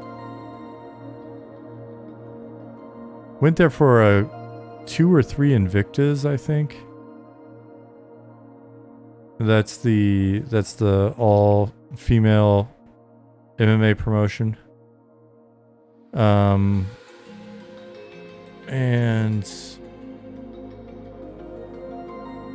maybe a UFC there.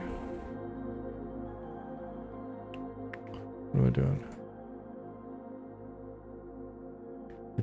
I think it was maybe it was Houston that I saw Rogan one time there. Don't mind Houston, don't like traffic though. Yeah, the traffic is just ridiculous.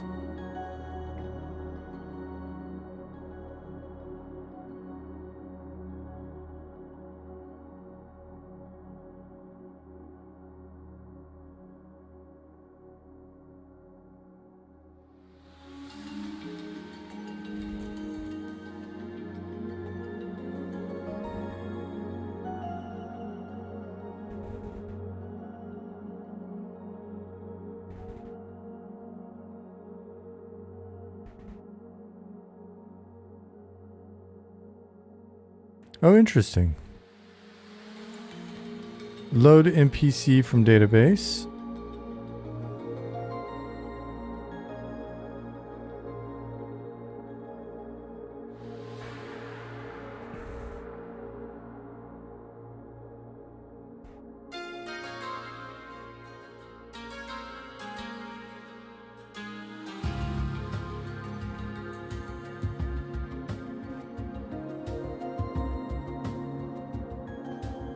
I did not break the NPC. I used the tool which broke the NPC.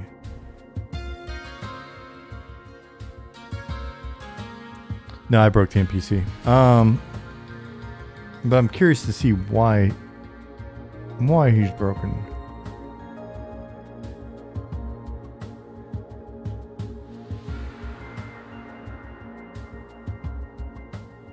Load NPC from DB. Force update to all.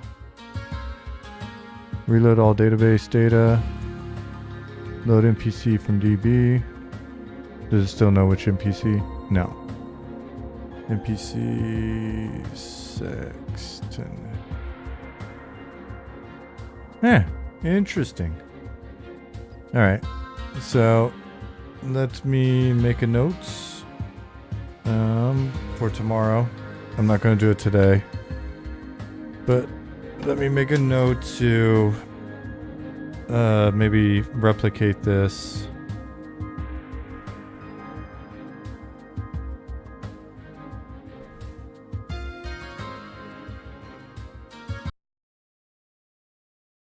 Yeah, we're still here, YouTube. We're still here.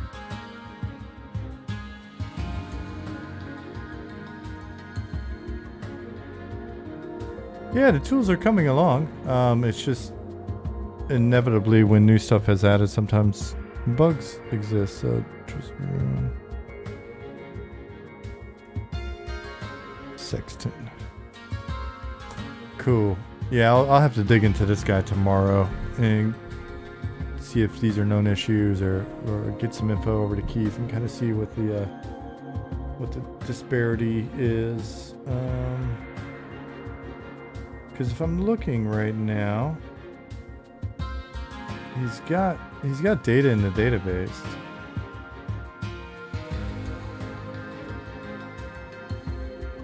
And he was pulling the data correctly before. And if I look at this, well, Nicodemus, so it's showing the correct definition. This is the definition that we have here. That's also the definition that we're using up there. So it's pulling the data properly, but it's not rendering it for some reason. So I thought it was just like needed a force update or something, but let me see if I switch to a different NPC. Barkeep. Oh, interesting. What about occultist? Yeah, so it's not... Alright, so let's do this. Let's pop back out.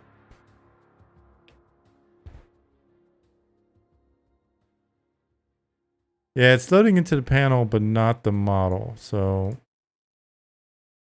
let's see. Yeah, Zukin, I pulled it again while it was already looking kind of weird. So let me see if maybe it's an order of operations thing. I just turned it off and I'm going to turn it back on again.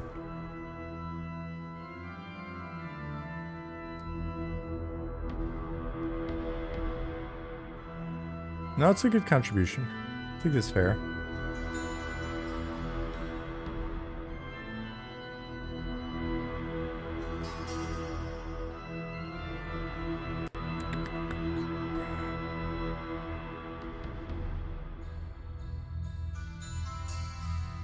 Ah, see, it's not loading.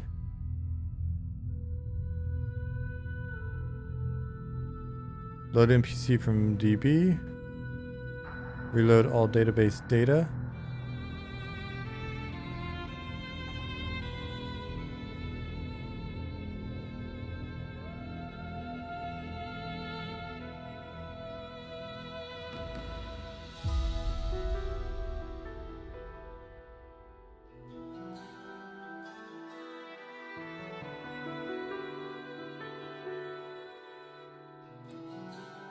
Is it loaded but not set to visible? So this was working prior to this. It was just loading stuff up. It looked fine. Force update.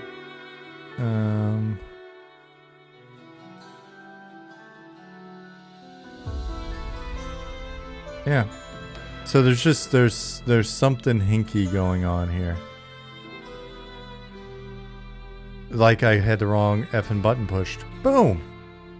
User error. That's the best kind of error. If you look up here, load model for entity player, not NPC. But because you could load an NPC, right? So this here didn't give a shit because this button wasn't picked. But when you pick this button,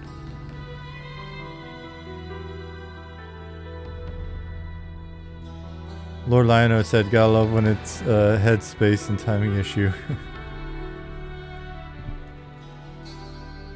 most errors are what? Somewhere between the user and the keyboard, or what is? How does that phrase go? Okay, perfect.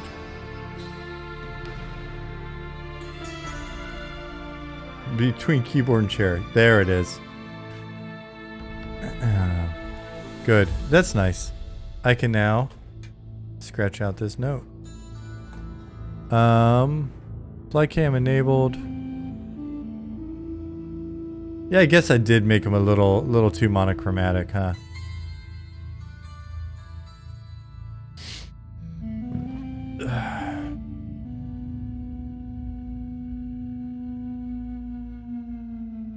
ID10T error. That makes sense.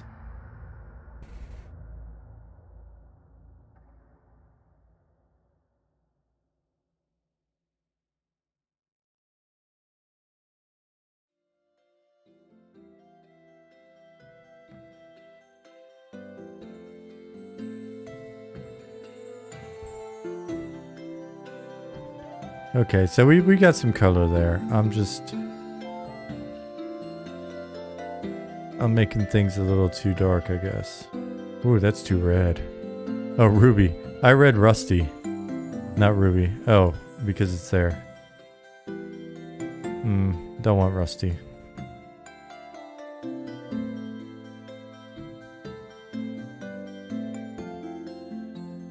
Silver works, but maybe he needs a different belt color.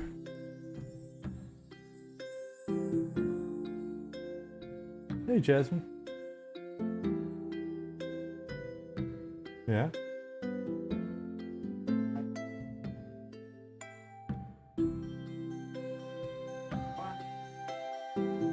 Oh no. So we've been watching all the Wi-Fi videos that we can, and a lot of them deal with aliens. And so Jasmine just came in from walking the dog and said, I think we've been watching too many of those videos. I just saw stationary lightning with no thunder and no rain. Just stationary lightning. It's still going on? Well, I'm about to wrap up here and then I'll come out there and be scared with you.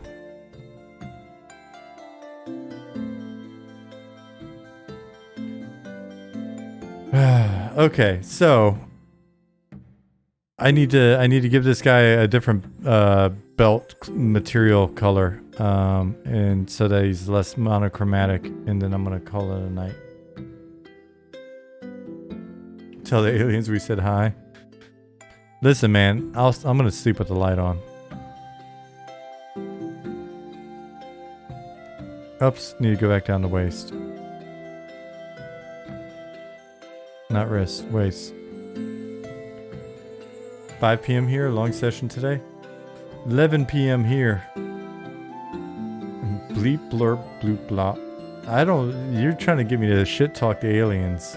Do you not like me?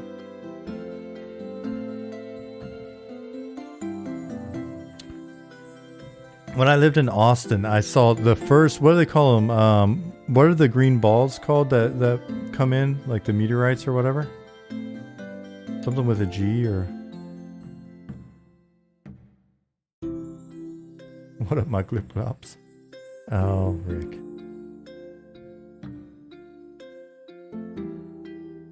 you know what I'm talking about? The green little meteor things? I thought they had a certain name.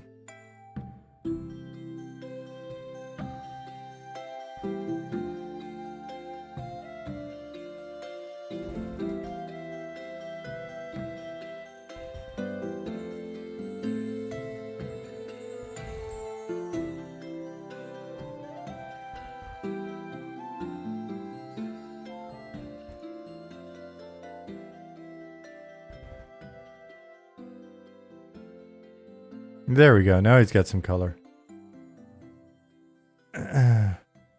What alien movie have you guys been watching? Oh, no alien movies. Do you know the YouTube channel, The Wi-Files? It's a guy, he's got like a little goldfish. Decent production values. Does like anywhere between 9 and 30-minute videos on different like topics. Yeah, the Wi-Files are awesome. We've just been, ever since we started watching them, once I got used to the goldfish, just been like, is the goldfish secret alien? I think so.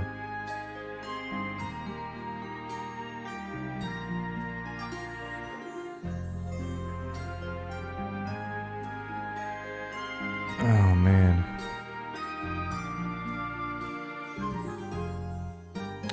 And let's give this guy up here a little bit.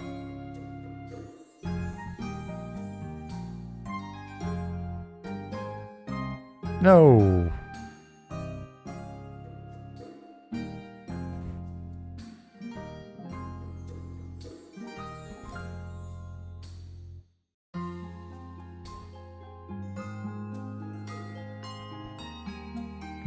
Now it looks like a pumpkin.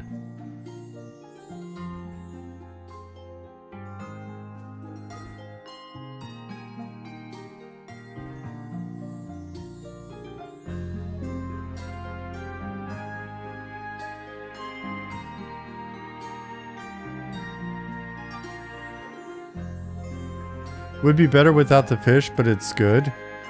You know what? I would say that before, but now that I've gotten used to the fish, every once in a while, some of the shit the fish says.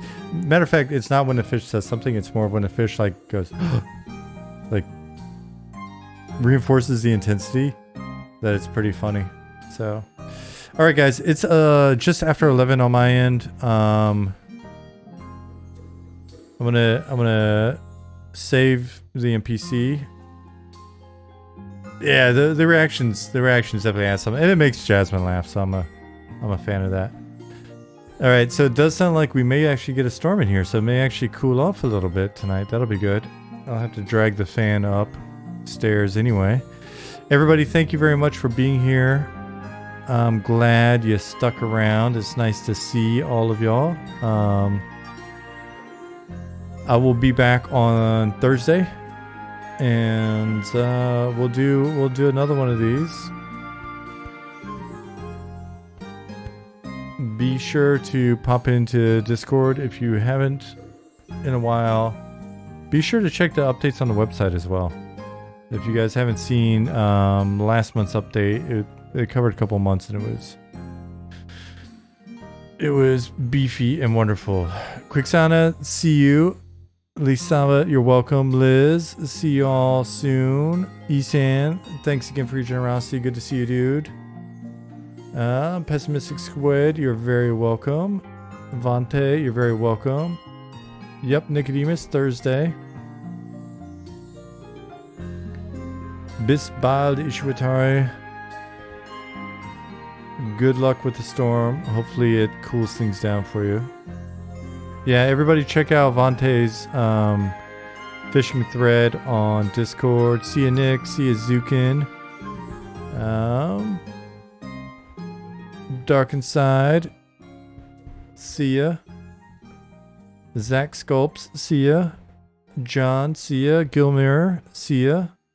Kilrain and DDJ. I will see you. Dadvik. Bye-bye. Salacious. Later. Nicodemus asks Zukin if he's streaming. Keep an eye out on Discord if Zuckbucks doesn't say anything in the next 2 seconds. Mortis. Bye-bye.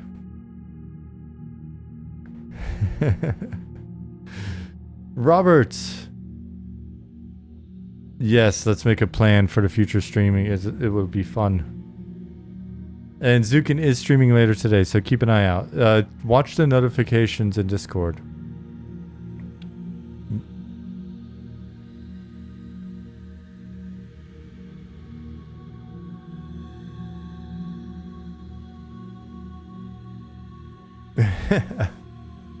All right. I'm getting out of here. I gotta go check on the UFOs and make sure Jasmine's okay. The Sava said, Eminem live streams are one of the only Discord pings that I allow for. I support that. We all support that. Please make that the standard.